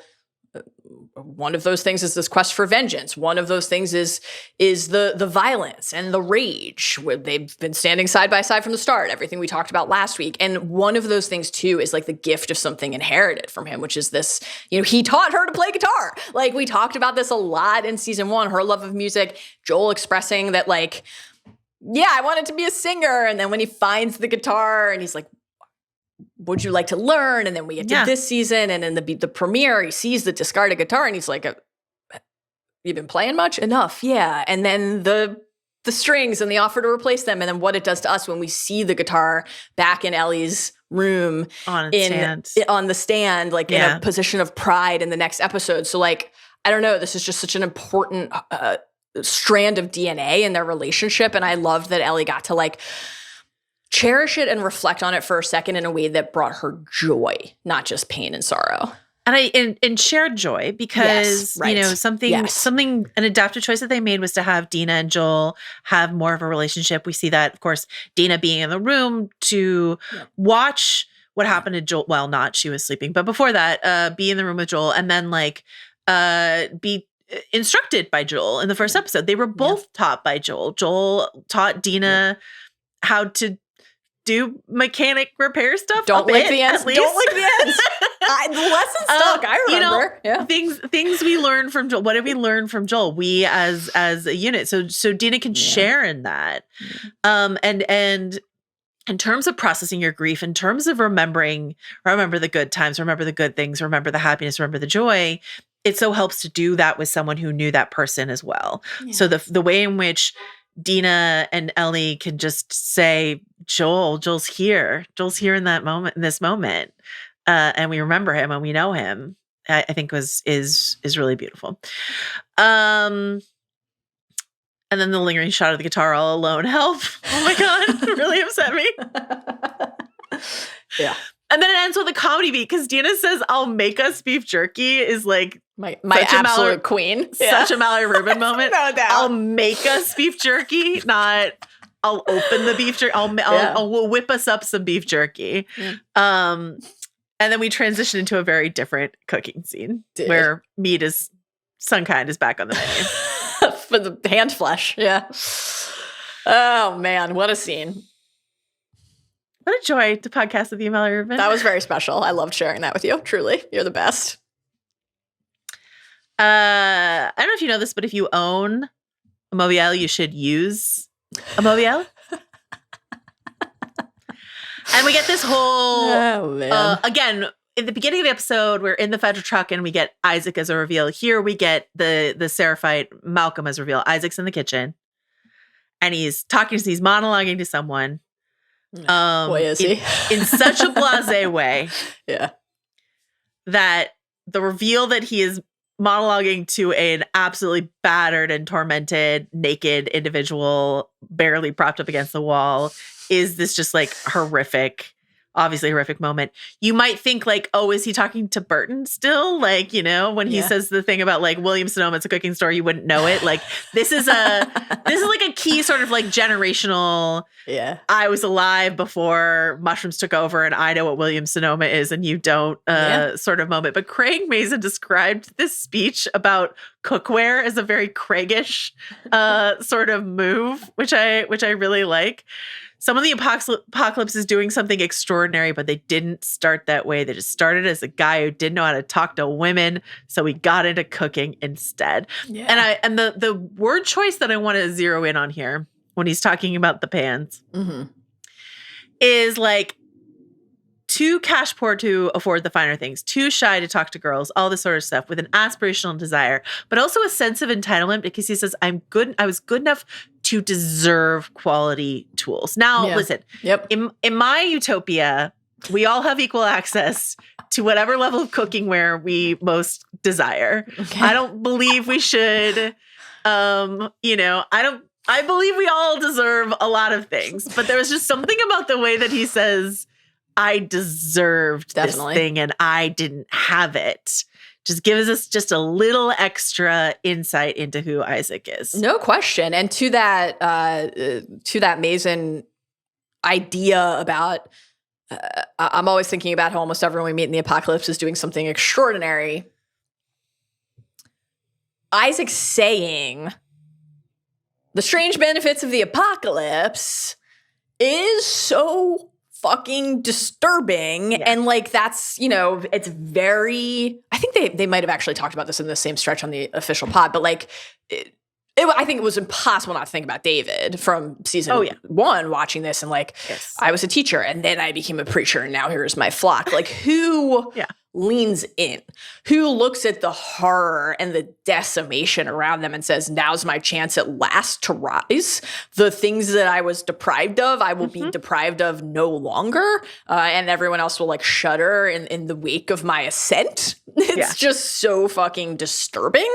But there's also a charm to it. Like this is the thing about a Jeffrey Wright performance is that Isaac is a hauntingly creepy character. Yeah. And there's warmth and charisma there too. When he says son to Malcolm, like it's disturbing and it's also avuncular. You know what I mean? Yeah. So, listening to him talk about the saucepan was, I thought, like riveting. You understand why people would want to like study at his knee. You understand why Burton made the choice that he made. This was a great scene. This was one of the few, I don't tend to get trailer shy because like I like to go frame by frame and break it down, and then I don't typically feel like anything is dampened by having seen it in a trailer, but I was like, as soon as you see kind of the setting, I'm like, this is the bloodied, beaten Seraphite chained that because those moments in the trailer were so striking when Malcolm looks up and is like, you're gonna lose. I was like, whoa, what are we getting here? And this, before we break this down and the particulars of what they say, I'll note too, this is like on the adaptation tracker front, I think another great example of what the show does consistently really well. In the game, when you're making your way through like a space that Isaac is in, or the fob, like a wolf base, there are prisoner pens and like people mopping up floors, and it's very clear the torture is unfolding, and you do actually like you encounter Isaac as he is torturing someone, but you're seeking something as somebody else. So to get to be inside of that scene in full, like you just know that those are the moments where they're like, okay, something we glimpse for 10 seconds, something that is implied, like we can make it explicit here, and we can spend every word of that, every crinkling, burning bit of flesh with these characters to understand why they do the things that we do. We get to see it through Isaac's eyes, not just another character's eyes. And the fact that like Craig is like, he's given this monologue. This is his go-to torture monologue. I love knowing this about Isaac. Yeah. This is what he does. This is his bit. We got an email from our listener, Nerf, who did not ask specifically this question, but it was sort of implied in a larger email. So I'm going to like attribute it to this email to ask you, Mallory, Rubin, knowing that Isaac went to his local Williams-Sonoma to get these copper bottom pots. What luxury goods store are you rating first come the apocalypse? Oh, man. So I would definitely do something completely impractical. Sure. I feel sure, I mean, copper bottom pots they don't hold the heat. They don't retain the heat. The steel handle, though, it's the little touches. That was the great. Little things. Once the looting became undeniable. Yeah. And you no longer felt a moral imperative to not participate. I am doing something stupid, like getting a lot of really nice sneakers that then wouldn't wear because I wouldn't wear them. Yeah. And then I would have to confront the fact that I'm weighing down Shimmer with a bunch of like... Not just that people are going shoeless because you're hoarding the shoes and not wearing them. Well, they should have hit StockX HQ before I did. Wow. What about you? What are you getting first? I simply wouldn't loot. Okay. It's a callback to our Yellow Jackets coverage, folks.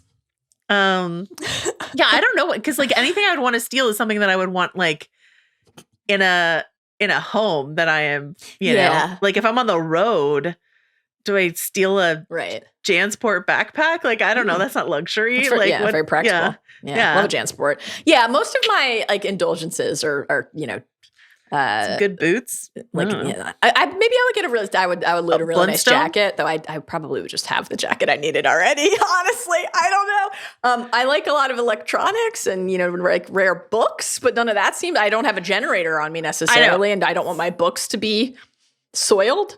You and I are definitely looting the like rare bookstore, and then I think that's what we should do. We should loot the rare bookstore, and then we should procure space where we can keep the books. Like in our version of the show, Ellie opens the guitar case and it's just full of folios. I was gonna say, whatever space we do has to be just filled with those moisture packets.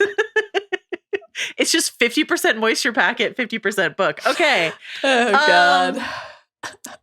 Now is the moment on this podcast where Mallory and I reveal that we are podcasting soulmates and let you know that when Malcolm and Isaac are trading differing interpretations of who started the civil war between the Seraphites and the WLF, we both went to House of the Dragon quotes. We picked different ones, though. Yes. So Related, I will quote the queen who never was, Rhaenys, who said, when talking to Rhaenyra, she says, soon they will not even remember what it was that began the war in the first place. Rhaenyra's like, that is easy enough. They usurped my throne. And Rhaenys is like, that's one answer. Or was it when the child was beheaded? Or when Aemon killed Luke? Or when Luke took Aemon's eye? We teeter now at the point where none of it will matter, and the desire to kill and burn takes hold, and reason is forgotten. Whew. Mallory, what do you have? Great stuff. Related idea from that same stretch of Hot D, our guy, Simon Strong, imparting a little Blackwood Bracken history. You know, that idea, sin begets sin begets sin. I thought this was like a fascinating conversation between Isaac and Malcolm, in part because the way that Malcolm does not shrink from Isaac, which obviously just made this scene like, you know, electric and very disturbing. But the mutual blame and the idea of cycles, it's funny, I was like writing, you know, chicken and egg in my notes, and then Isaac literally says like, I'm not going to do like chicken and egg with you, but it is worth like thinking about, and how can we not, you know, what's the chicken and what's the egg, but also which came first, the chicken or the egg. And it does kind of like invite that philosophical consideration. And I think that the show's ongoing interest in the cycles of violence and the way that they build and compound, and specifically the way that characters then use that to justify the atrocities that they commit on other people. Yeah. Like the stretch of this conversation where, I mean, I thought there was some really interesting stuff about the heretic prophet stuff that maybe we can circle back to in a second. But in terms of just the like, you put an arrow in a little boy's head, and that like idea of, because your wolves kill them, because you trained them to shoot at us, because you broke the truce, because you broke the truce. Like, if each side is always going to blame the other, there's no path forward. How could there be? I wonder if there's any real world situation where we can apply that to. Okay, so, I mean, to go back to Tommy's discussion of Joel, when he says he was just coming up with justifications and stuff, all he was doing was lashing out. Like this idea of how do we dig ourselves out of something like this? And especially when there are some people, though not all people obviously, but some people who are just using it as cover to do whatever it is they want to do. On the profit front, right? So like we get, I think it was really interesting to, you know, Neil was talking about this and really wanting to underline what we learn, which is Isaac says, listen, you know, there's some of you who know that the prophet was a flesh and blood person. And Malcolm immediately sort of basically hisses heretic, right? And so Neil in the official podcast is like, let's underline that and say, okay, the group we met last week on the road fleeing war, who said, we're talking about the prophet in a way that was heretical to what this Seraphite believes. There is a schism inside of the Seraphite world. There are true believers and there are heretics. So that is something that we learn inside of this. This idea of the prophet, this idea of love, this idea of devotion and following. This is where our beloved creators, Neil and Greg, went on a tangent that I'm not sure I can like fully follow.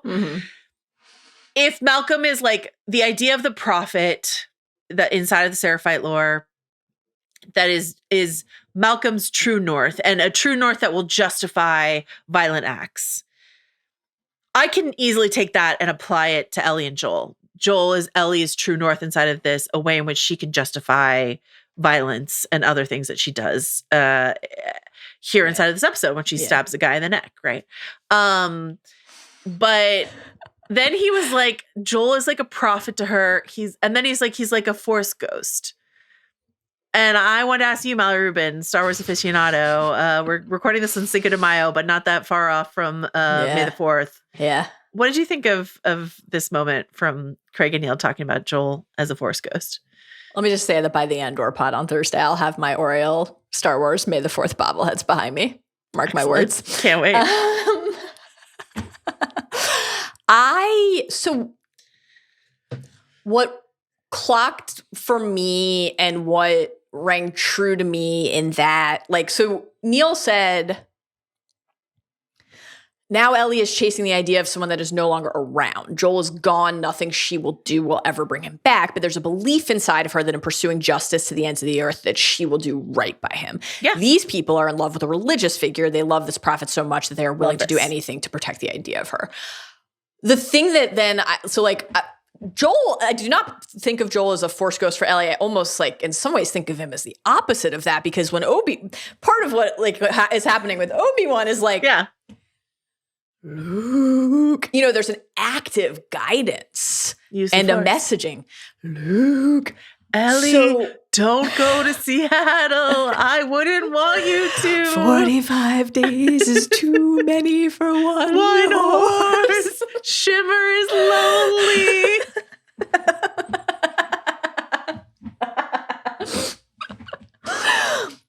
What it made me think about was devotion. And specifically the shape that devotion takes in absence instead of in the presence of something. And I think that is interesting. And there's something there that feels like a more, maybe like an applicable parallel across the different character sets. Like, so much of this is defined by contradiction. So you take, we have both said many times on many podcasts that we are not religious people, but we are interested in understanding faith and what relationship people have when they ascribe to a certain faith. I think putting your faith in a person, or putting your faith in a relationship, or putting your faith in a group of people, in a philosophy, in a belief system. It's like, where in the apocalypse do you find belief? Where does it guide you, and how do you hold on to that? Yeah. I think even like this, connects to something to what you're saying just a couple minutes ago about that heretic moment, where like, I thought it was really fascinating that on the one hand, we actually see from Isaac here, like a recognition that the Seraphites, this opposing force, that they are not a monolith, that there is variance inside of them. That's like actually a fascinating thing to know about him, that he can see the distinction inside of the groups. But what's more relevant ultimately as a takeaway is that it doesn't matter. He's still just like, tribalism, us, you, where are you attacking next? You're the enemy. And so like, what happens then when everybody's belief system becomes the paramount driving force? And there's, even if you can see that there's a nuance and a variance in opinion, or the way that people conduct their lives inside of your opposing group, they're all the same. They're all the scars to you, to Isaac. It's disturbing. I think that there's a moment, if I'm remembering correctly, inside of this torment, there is a moment when Isaac says scars and Malcolm just says Seraphite. Yep. And did you think of Uruk? I mean, as you know, he's always on my mind. Uruk. Okay, that's a Rings of Power. Exactly. Okay, so perfect comp. Thanks. All right. So I was thinking about this a lot when I was thinking about what Isabella Merced said about this idea that Dina doesn't even know the word bisexual, which is like, how do you define yourself? Yeah. How do you locate your identity without the tools to be able to describe it or define it? And when society restarts itself the way that it has had to in an apocalypse, and there are people who still know what Williams-Sonoma is, and there are people who have never heard of Williams-Sonoma, like, then we're speaking different languages in terms of like, how do we define ourselves? If you know what disseminate means and I don't, or whatever it is, like, we're working with different tools. And so then in terms of that tribalism, it becomes all the more important, this idea of us. If defining self as an individual is so much harder in this world where all of our structures and our systems are topsy-turvy, how do I define myself in relation to you? And you in relation to me and the us. And so this idea of tribalism as an infection, which Craig says all the time, and very specifically when talking about the scene, this idea of like, this is the true cordyceps infection, this is a true contagion, is this idea of tribalism. Well, you get ensconced inside of these communities or ensconced inside of these pairings because it's so hard in an uncertain world to know yourself without that mirror of someone else reflecting back to you. You're like me. We're the same. Or here's how we're measurably different. And so I think that's really interesting when you think about religion and faith specifically, and the idea of community that it can give to people who like, for some people, religion is an individual practice, a one-on-one relationship that they feel like they have with their chosen force or deity or whatever it is. But for many, many people, religion is community, and common cause and common set of morality and whatever it is. And so, I think this idea of a religious shape to a community is so important when we're examining how things would pan out in the reboot of our society. So it's really fascinating. I love that. That's beautiful. That's another distinction then, right, between the wolves and the Seraphites and Ellie in terms of the Joel as love devotion comp, because Ellie's religion in the Church of Joel and that relationship and that then quest for vengeance is a private one. And like, you know, obviously it's shared in this quest with Dina, and Ellie wanted, you know, the Tommy to back her, but like, it was on my mind too in the later scene between Ellie and Dina when Ellie says, like, you know, the little things, when you keep them secret, they become big things. It's like a lot of Ellie's history with Joel is still a secret to other people, including to Dina. Yeah. So that's like a big thing to carry alone. That's a distinction. What's really interesting about where we meet Ellie this season is she's in that sort of individuating stage. Like in among all the other things that are true, that are secret. Yeah. When Gail and Joel are talking about, she's a 19-year-old girl, he's her dad, this is just what happens. I think that's also true. Gail's like, it's not true, but it's also true. Definitely. And so that was a way in which Ellie was like, what is me without you? Like, what is the me outside of the us? Yeah. Which is an important thing for, you know, someone who's that age to go through. Okay. Yeah. So anything you want to say about, before we go outside the door and check back in with Burton, anything else you want to say about this Isaac Malcolm exchange? One more thing quickly, which is just like, I think that and this connects to what you were just saying about the community and this, do you have this mirror? Like, then how do you start to see other people then? If like a lot of those aspects of how we form an understanding of ourselves and others and actually in real life now are ripped away.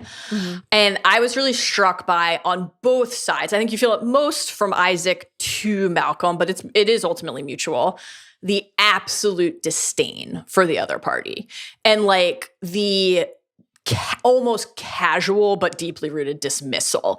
This is something we talk about a lot in stories, is like when a villain, quote unquote, and this is, I think, a story that in many ways kind of like rejects those easy labels, right? But when a character who's doing terrible things and seeking to harm other people diminishes something about them, it's it always tells us something crucial about them. I thought when Isaac was like, Malcolm stands up to Isaac and says, every day one of your wolves comes to see the truth and takes her into your heart every day. Every day a wolf leaves you to take the holy mortification to become a Seraphite, and none of us ever leave to become a wolf.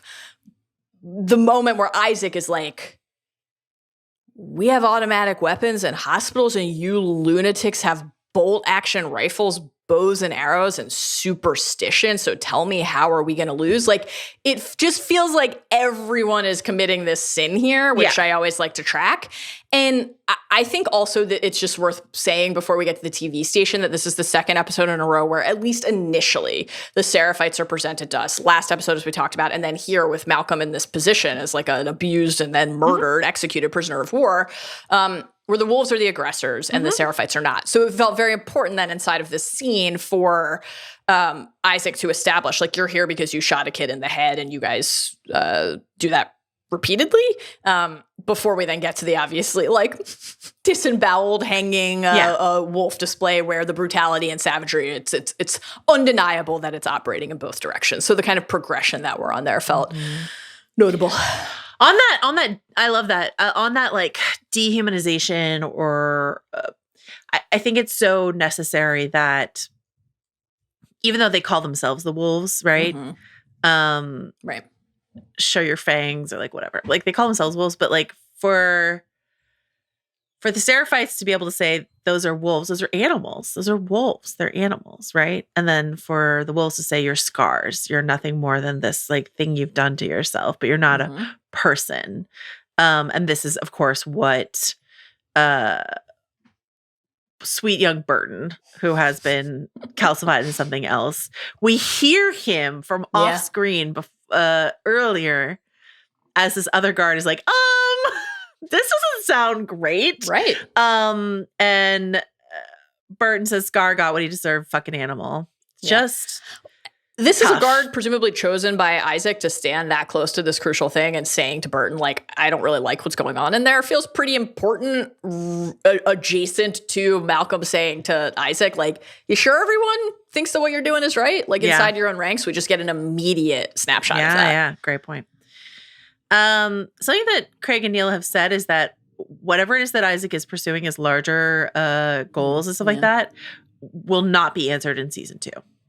And this is a really interesting conversation that Troy had with them about this idea of like, did you write this season at all sort of with the idea that you might not get a season 3? Did you consider structuring it in a way where, like, even if we don't get a season 3, all questions will be answered, stuff like that? And Neil and Craig were both like, no. That they were like, that they felt that was sort of like a, I don't know, artistically slightly bankrupt, or to write from a fear space like that is just something that they weren't interested in. So, we don't want to get into, we might talk about this a little bit more in the spoiler section. I don't want to get into spoilers here, but this is a very interestingly structured game. Yeah.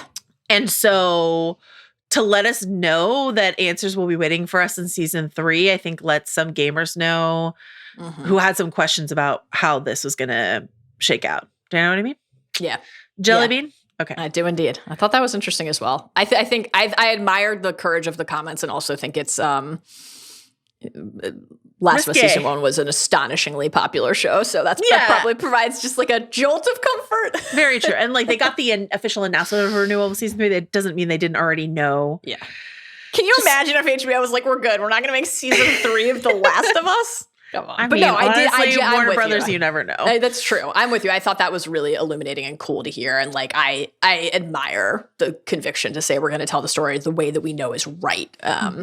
Not the way that we would do if we were worried about whether we would get enough time. I think that's awesome. Leads to a better show. No question. WMAB in Seattle. Yeah. Sorry, I almost said Cincinnati because of WKRP in Cincinnati. Okay, so Dina and Ellie, that's a very old reference. Look it up. Okay, so Dina and Ellie, as they plan to break into the TV station here, share this look of like, what do we do if we find members of the WLF who weren't in Jackson? And it's just a very like, we kill them. Yeah. They don't say it. Dina just says, I agree.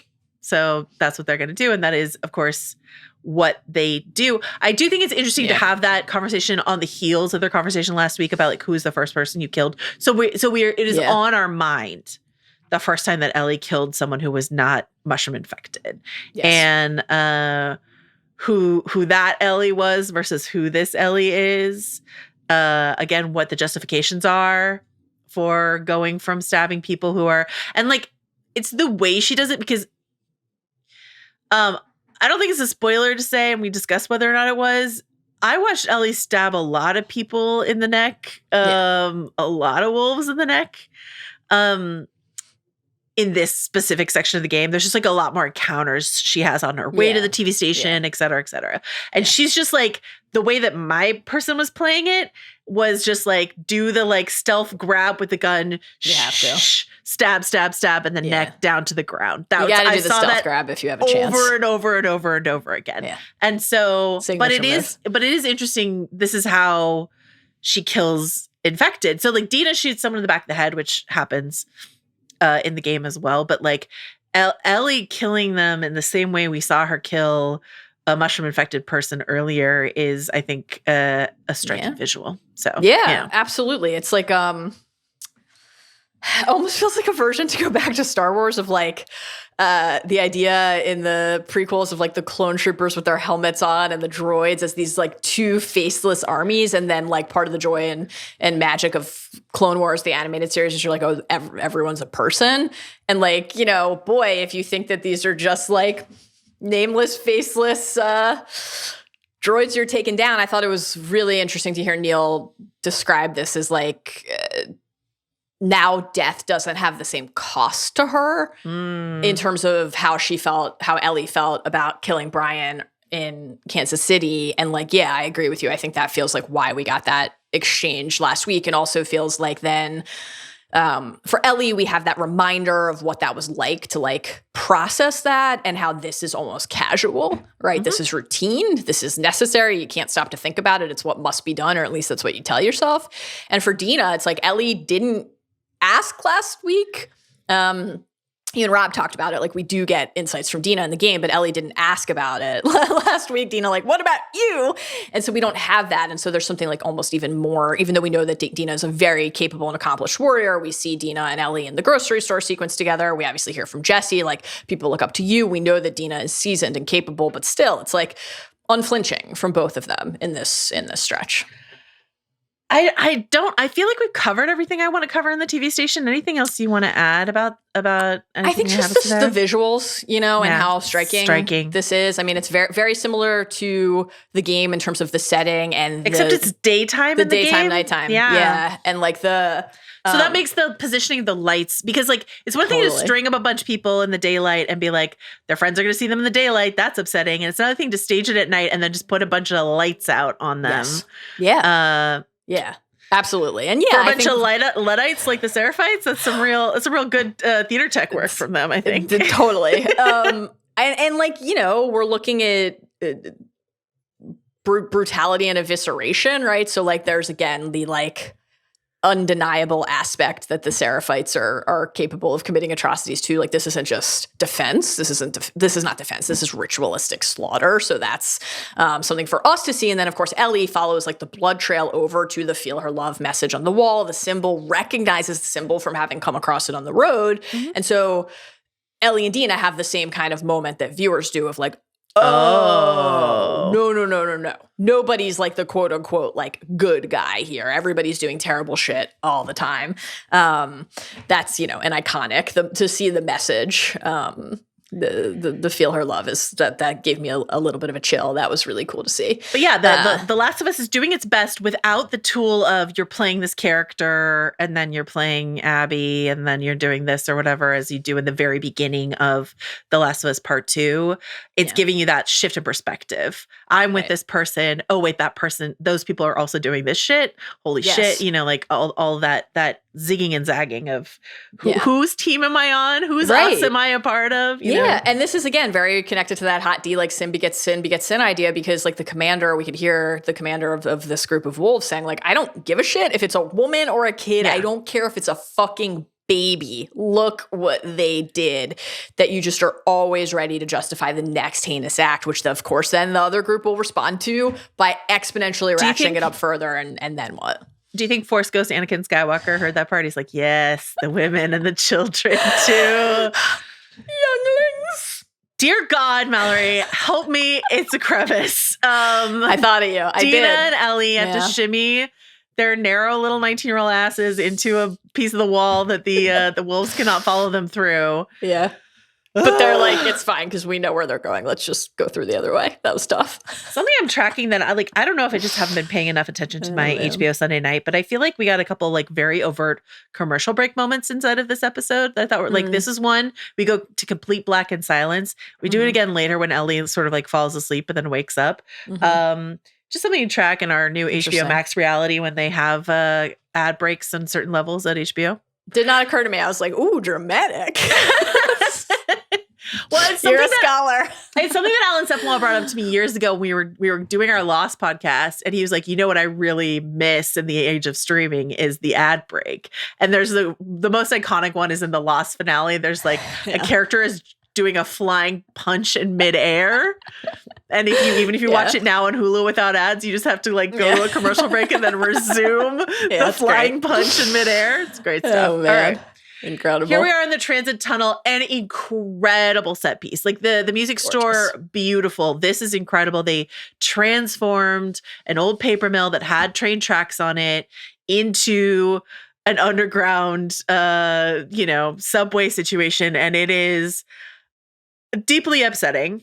This was fucking scary. So scary. And great. And this part in the game, yeah. I imagine it's much scarier to play, even much scarier to play than it is to watch. Yeah. It's scary. I thought this was way scarier than this section harrowing. Of the game. Yeah. Yeah. Yeah. Okay, so this is here comes the horde. Dina's little like counting game from the store, not of use to her here.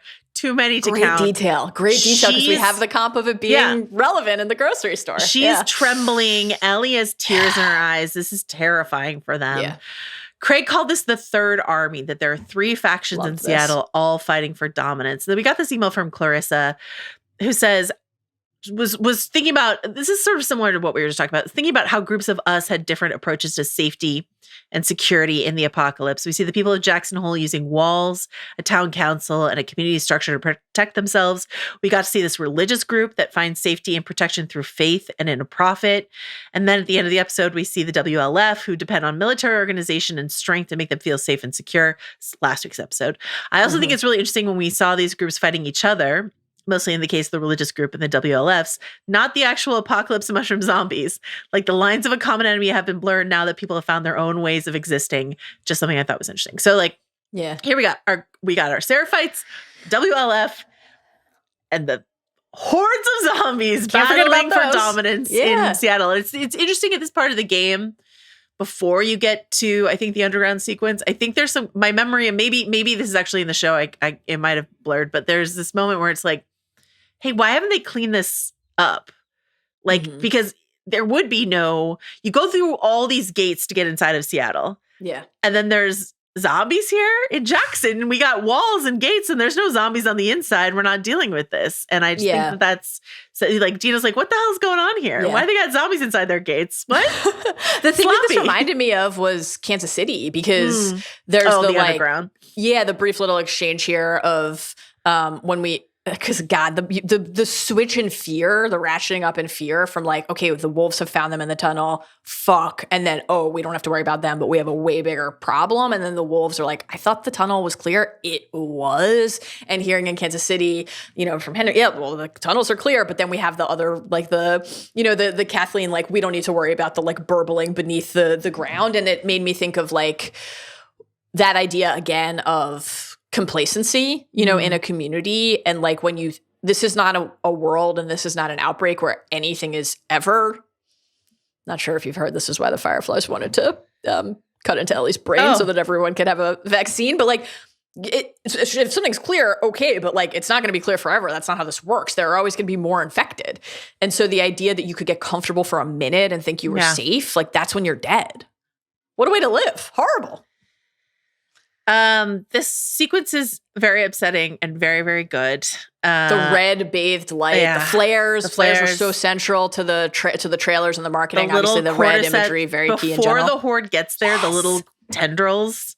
Dude, the tendrils- Wood Wide Web keeps kicking in. The tendrils summoning. signaled the horde last time. It's just they're always listening. Don't do it.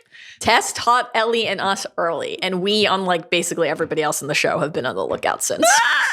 Okay, so here comes the horde.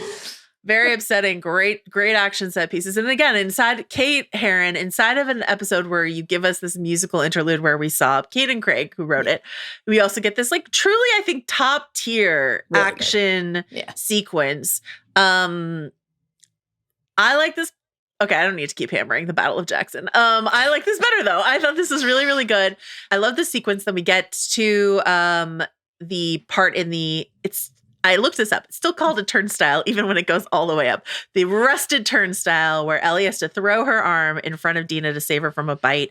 This is slightly different in the game. In the game, they're dealing with spores. Craig talked about this, so I feel like it's safe to talk about.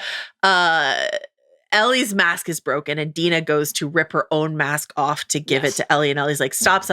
I'm fine. Look, I'm not coughing. So inside the mechanic of the game, Dina has no doubt whether or not Ellie is immune, because if you're not immune, you're coughing immediately, and then it's like it's over for you with the spores. They haven't done the spores in the show, but they will. We've seen it in the trailer. And so this is a slightly different thing. We get this beat where Dina isn't sure whether or not she's going to have to shoot Ellie. It's very, very dramatically very good. The slight difference we get here is that Dina, knowing she's pregnant, goes to pull her own mask off of her face and give it to Ellie. Like, doesn't think twice about it. This is her instinct. It's just like, I'm going to do this. The reverse is Ellie, knowing she's immune, throws her arm up in front of Dina. It's just a slightly different stakes on the gesture there. But it's still definitely Ellie saving Dina. And then we go to the Pinnacle Theater. Anything you want to say before we get to a night at the theater? No, a lot of scary things in that sequence. Not, very few things in the universe give me as much PTSD as the rusted turnstile that you're just really trying to quickly get through before you die. I think that the switch from spore broken mask to bite and the extra time then that necessitates for the anxiety to mount and build. It introduces some fascinating comps to Ellie's season 1, the red test on the neck reveal with Tess and Joel. So that's a really, it sounds weird to say it's fun, but I do think it's fun and interesting for us then to think back to that moment and to know how Ellie is thinking of that moment as Ellie makes the pitch to Dina, like, sit in the chair across from me, like, I'll sleep and watch. I really liked that as a parallel and this idea of like these ripples across time. But just going into the theater, Ellie is like, all right, we got out, like, let's run for safety. And Dina, the gun out, and like we think back to the moments of levity and the humor of like, did you get bit? Like, do I have to shoot you in the fucking face? And that this thing that's a joke at some point, if you're a person in this world, becomes reality and like a thing you might have to do to somebody that you love. And how can we not think of Ellie, like, who had to do this to Riley, and would know what it would not only is in the position of needing to convince Dina, wait, the bites, it's gonna, like, we're not going to see any like festering wound, yearning tendril creep through my skin. It's going to be fine. But also has to be thinking of a moment where she had to do this to somebody that she loved. Great point. We get this, it's like the aha, take on me moment, loosen the jar. And then now the lid's gone and we can't even find it. And all the vulnerability is spilling out, right? So truths are coming out of, I'm immune. Yeah. I'm pregnant. Ellie's saying a lot of times, I wish this wasn't true. I'm going to wake up exactly as I am now, me. That hit hard. There's just so many levels to that. Yeah. That is like, what a thing to say to someone as a bid for your life, but also just like there are all these like bids for intimacy here. It's just like, showing the bite, like I just think this is such a beautiful, and then this is where we get them finally having sex. And so versus where it happens before Joel's death in the game, we get it here. There were some people who were quite upset that we didn't get it earlier. There's some people I'm sure who are still upset, because like for some people they're like, it has to happen the way it happens in the game and I won't take it any other way. Yeah. Mm-hmm. I really like this change. I really like it here. And I think that like Ellie bringing Dina inside of that trust circle of like, I mean, yes, she has to for her life, but now this thing that really only Joel and like Tommy and Maria perhaps like knew.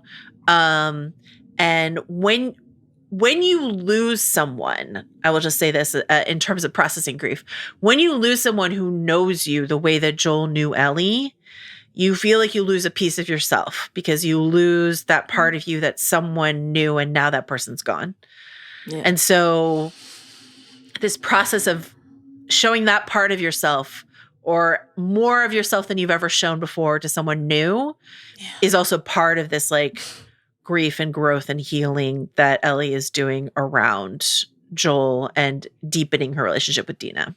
Yeah. I love that, Jo. And it also, it's like it is a defiance. It's one of necessity, as you said. It's one of embrace because Dina is somebody that Ellie loves, but it is also this act of defiance of like the lessons for years from Joel and then Tommy. You don't tell people. No one. Yeah. Marlene before, like the warnings of what would happen if people, like, there's a reason that Ellie had to, I loved the humor of like, I really missed wearing short sleeves, but like, why did Ellie have to burn her arm and then cover that with a tattoo? It's like, why did Ellie have to cut with her knife, with her switchblade, into the bite on the abdomen after the grocery store? By the way, by my count, and who knows how many we missed in the 5-year time jump, 4 bites. Yeah. It's a fucking lot. Ellie, it's a lot. I think that just means more tattoos. There you go. We're tattoo enthusiasts, so I love it. You're always thinking. I was also really struck, as you were, by the, a lot of the time, I wish this wasn't true, but I'm going to wake up exactly as I am right now. And like, the vulnerability of like saying to somebody, I don't always like who I am, but like, will you love me anyway? It's just absolutely beautiful. And then for Dina to say, yes, is just very, very moving. This was a great scene of like intense suspense. Yeah. Beautiful emotional resonance and somehow humor. The drop of water hitting Ellie's face. And her just sort of like jerking. Yeah. It's not the infection. Like, that's like a master class in being able to stitch together all of these different emotional notes inside of one really high intense stretch.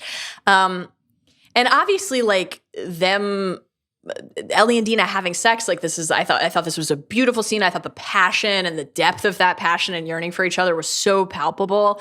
And the way that this happened with the move, we had speculated about like, well, okay, if this comes a couple episodes later and like, what would it mean for it to be after Joel instead of before? I think like the fact that we've talked a lot about how Mazin likes to say like, the good things in this universe are always immediately followed by loss. And like, it's not like that's not going to continue to be true. Like, it's not like it's all sunshine and daisies moving forward, right? That's just, there's no way. I know this is not the story they're telling, but to not immediately have like that great happy moment lead to like the defining tragedy of Ellie's life and instead have it be this like salve of not just the actual connection with Dina, but the idea that you can build something with somebody else, like feels so magical and like such a gift.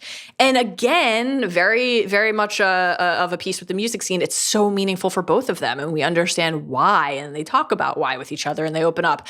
I had like the one little like can't turn off the logic part of my brain that was like, Dina should be asking more questions about Ellie's immunity, but I do think that like that will presumably come, I assume, in a subsequent episode. And I thought it was appropriate ultimately for like the fear of the tunnel sequence and then the fear of losing Ellie to be the thing that cements for Dina, okay, I'm ready to like say this thing out loud, a very Gale-esque like, say it out loud kind of moment for both of them. And like that the heightened emotional state that they were in, like leading to this culmination of their physical culmination of this like love for each other felt really right in the universe of the show. So I thought this was great.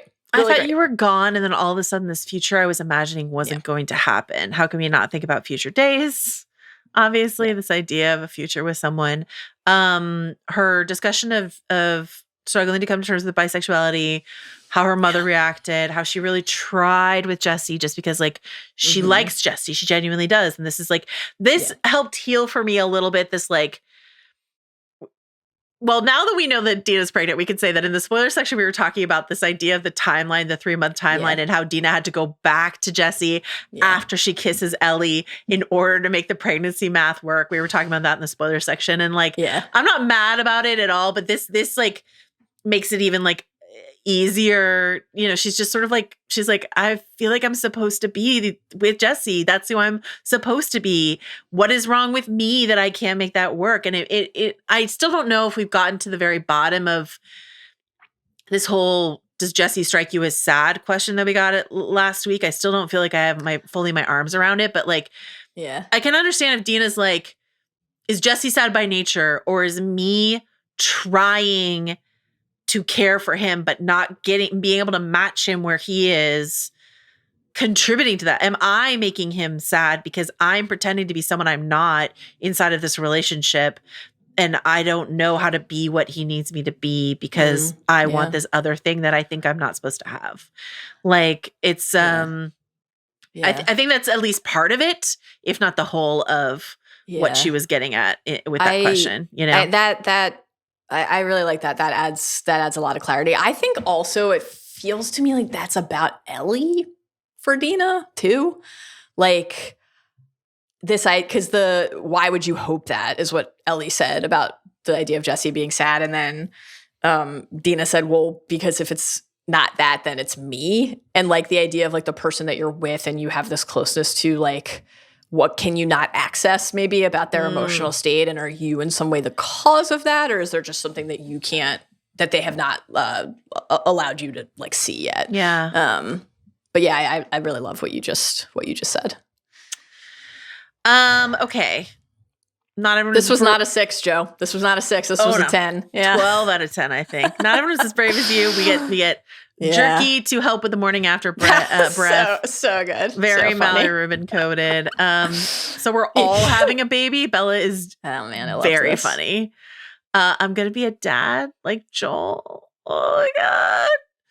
And then we get the ending. We get Nora. We get the hospital. We get widespread gunfire, and then we get this like, hey man, you're pregnant. Should you maybe not do this with me anymore? And Dina being like, no, this is it. We're together. I'm with you. Like, we're in us. You don't get to get rid of me. So I thought this was really a very propulsive and fun way to set up the next episode. Yeah. I was like, can I watch it immediately? Like, if this were a binge show, I just would not stop. I'm glad we're getting it weekly, obviously. But, you know, that not everyone's as brave as you. I'm not brave. I'm just obvious moment that was so sweet. Like, from Ellie's perspective, you know, it makes us think back to the Sam Ellie exchange of like, I'm scared all the time. But then like to move into what bravery looks like for Dina and this idea, there was some there was some discussion last week of like, you know, in the game, that great moment of like, I don't want you to feel like you have to. This is when they're still in Jackson before they depart, and Dina taking Ellie's face and like cupping it and saying, Ellie, you go, I go, end of story. It's like, again, in the show, they have a closeness, they're quote, you know, best friends, but like they hadn't taken that next step yet. And so like this actually feels like a more appropriate place for show Dina to have that moment. Like, you go, I go. Like, we're in it. And I loved the idea of like when they both say it's different now, because Ellie's talking about the pregnancy and the baby, but Dina's talking about it is different. Like, we're together. It's and our I'm not baby. Letting you do it without me. Like, it's our future sort of thing. Yeah. Yeah. And I love that immediate, like, it's our baby. Like you're part of it. Like, immediately. Yeah. And the way that also like from the generosity I thought from Ellie of like, there's not the jealousy there. It's like, so you mean Jesse? Yeah. This is Last of Us: Modern Family. Yeah. Amanda, our listener Amanda wrote in with this interesting email interpretation of the obvious part, where they wrote, being obvious could mean Ellie is a teenager with a crush on Dina. That's not very subtle, but the obvious I also interpreted was the way Ellie carries herself as a queer person. She's known in the community of Jackson as the only other lesbian beside Kat, not even named as a lesbian, just the other one. From the info we're given, Ellie doesn't make any effort to hide who she is, even in a world where there's no pride or queer community to speak of. She's just herself anyway. Dina's upbringing and being told she was wrong for her bisexuality at such a young age is also indicative of where history stopped. These girls who have known nothing but this post-apocalyptic world, nothing of what a pride flag means or anything, still manage to find each other. In a weird way, it gives me hope that the way the current administration and legislation tries to erase us, that even in the mushroom apocalypse, there are and will always be queer people. Thank you for that email. Beautiful. Thank you for the show. Anything else you want to say in the spoiler-free section? I don't think so. All right. I don't think so. Tell us what mushroom dish you made this week. Oh, I didn't even make it. So my pal Lindsay Garcia, who is an incredible cook, she owns Platecraft. I'm just going to give her a free ad. She owns Platecraft Catering in the East Bay, and she is incredible, and you should check them out. She used to cater for the A's before the A's left, so she is incredible at what she does. It was her birthday, and it was her birthday wish to come make us dinner. That's what she wanted to do for her birthday. And she listens to this podcast, so she didn't say it, but I'm pretty sure that's why she brought mushrooms. She brought these beautiful morel mushrooms, and she made this delicious bucatini dish with garlic ramps and morel mushrooms. You posted this on Instagram, and I was salivating. Oh my God, it was so good. So shout out to Platecraft, shout out to Lindsay for her incredible work with mushrooms this week. Damn. Let's go now to our spoiler section.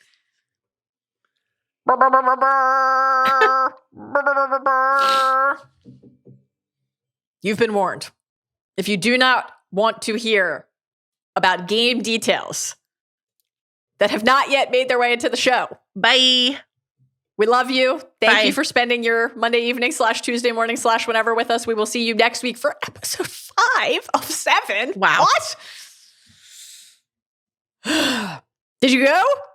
I'm going to start with Shamblers. That's an easy place to start, okay? Yeah, yes. That's in the train tunnel section. Yeah. There are these Shamblers who emit acid. They're very upsetting. Acid. They burn you. Here's the thing about Shamblers. They're terrifying at first. They're actually kind of easier to beat. Like when you first see them, you're like, oh, fuck. We're leveling up from the bloaters. No, maybe this is just my personal experience, but I have a way harder time taking down a bloater. I need way more ammo and Molotovs or whatever to get through a bloater. Rubin. Shamblers I can take down in a couple. Shambler Slayer. These Mallory dipshits Rubin. catch on fire with a quickness. And then if you just avoid the plume, like you can definitely evade them pretty quickly when you run and you avoid the plume of it is a very amusing animation when you do die from the acid exposure. I will say it's just like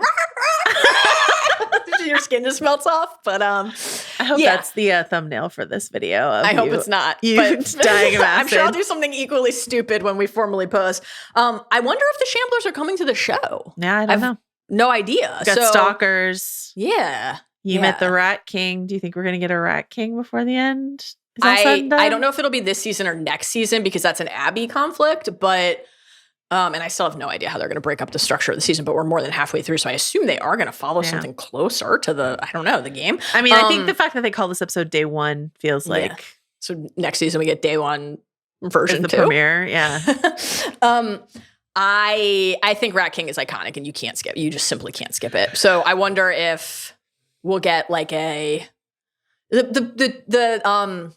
scenes for next week that they had at the end of episode 4.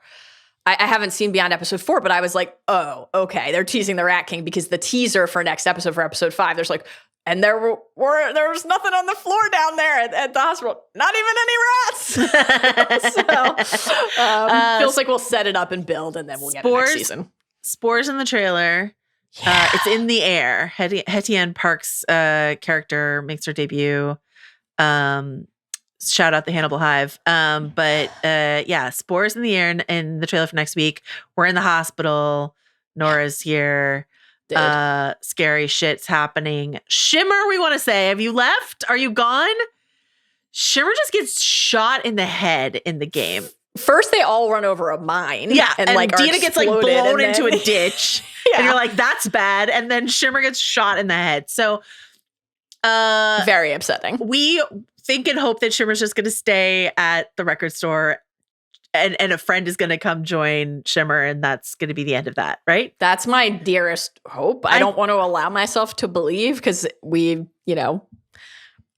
routinely confront very painful things in this television show. So I'm prepared to lose Shimmer, but I would really celebrate it if Shimmer made it out okay. Though I will wonder why Ellie doesn't then go to try to find Shimmer, but maybe that will happen too. That would be great. It would be nice. We have a lot of like dog death coming our way. So to not have to lose Shimmer would be nice. Dude, is Nora, do you think Nora in the hospital, like obviously we're going to the hospital next episode. So my assumption is that, and we hear obviously Nora, like, so I assume that's going to all happen next week. That's going to be brutal, really intense. And I'm trying to think about just like the pace of the rest of the season. And the question I have now is like, that feels right in terms of the present storyline. When are the flashbacks going to start? We've gone 2 episodes since we lost Joel without them, which felt appropriate, I think. Here's my thought. But they've got to be soon. Well, yeah. Well, here's the thought. It's like, if this is day 1. Yeah. And next week is day 2. So that's the time. And then finale is day 3. So is it between next week and the finale? Oh, like a whole episode in the past instead or you think they put it out in day 2? I don't know. That's a good question. I have kind of been assuming that they would be sprinkling them throughout episodes, rather. But I feel like they would have like when does the sprinkle start? Well, that's why I'm like, if it's gonna be sprinkled, I mean, it would have to be next week that they begin. It would have to be because, and I do think it feels right to like deprive us of Joel for 3 and 4. But then if we are going to be in like sprinkle territory for both the Ellie episodes and the eventual Abby episodes, if sprinkles are going to be the method, then we've got to. I think we would have to get our first one next week. I have no idea. I'm excited to find out. I'm going to be a wreck when we get our first flashback. A wreck. Yeah. Astronaut Ellie is just tough. Okay. Still no do Jesse and Tommy. Okay, so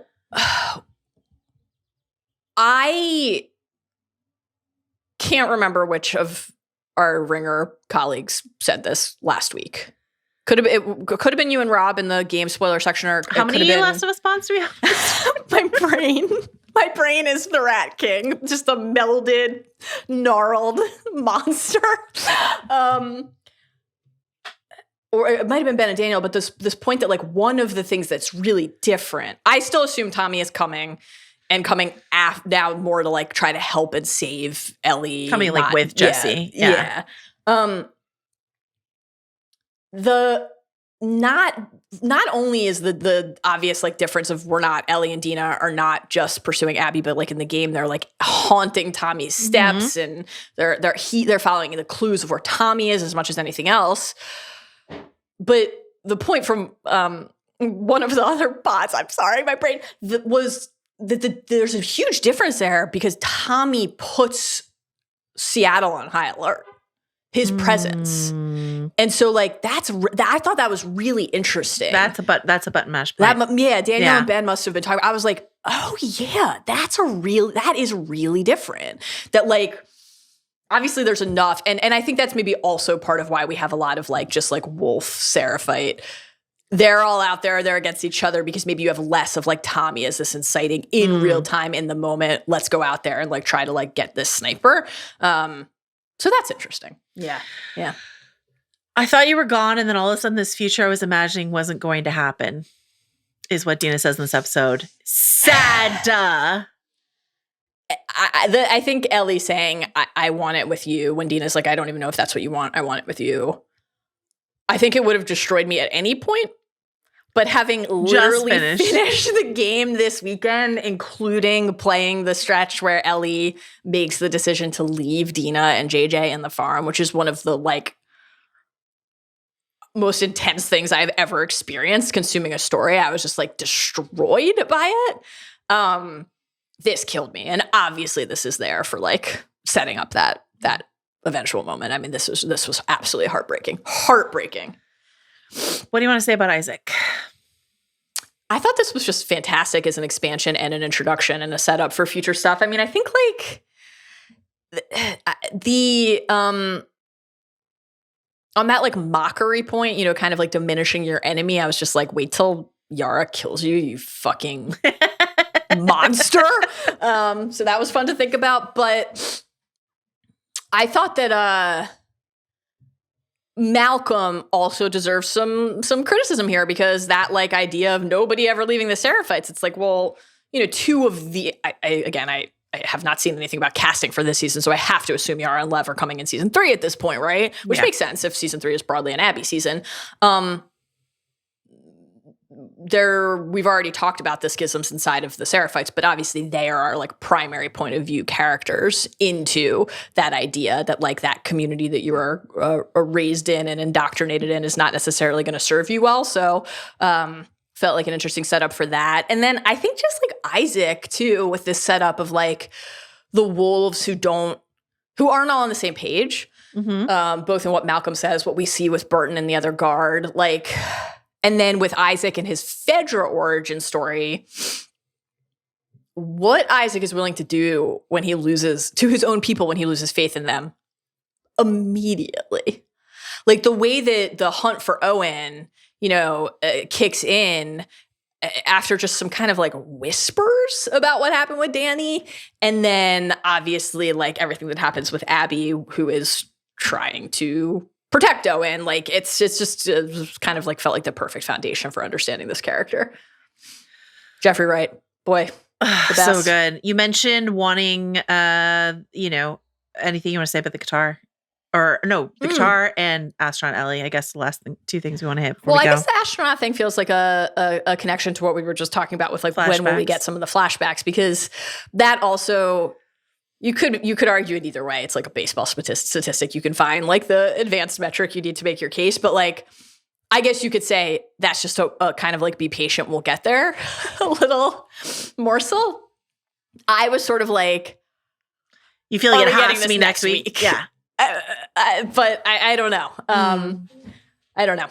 The guitar, the framing of that just it's like almost an identical visual to how Ellie leaves Joel's guitar in front of the window at the farm at the very end of the game. Yeah. So like it felt like a little nod to that iconic. A pre-echo, a pre-Easter egg. A pre-Easter egg. the favorite, a pre-Easter egg. A pre-Easter egg. Oh man. Dude, I'm sad we only have 3 episodes left. I know. Any chance that we're going to find out that they secretly already filmed season 3 and it comes out in like 6 months? And Jason Ritter's in it? Maybe. That's a Yellow Jackets reference. 3 more weeks with Last of Us, 2 more weeks with Andor. This I'm gonna be a wreck in June. Splendor of content has been burned through way too quickly. Thank you to everyone who worked on this podcast. That's Mallory Rubin. That's me. Yes. But it's also Carlos Chiriboga. Carlos, welcome back. Is Steve Ahlman. Steve, welcome back. Is John Richter. John, you never left. It's Arjuna Ramgopal out, but still with us. And Jomi Adeniran, always here. Remember, the fungus loves too. And we'll see you soon. Bye.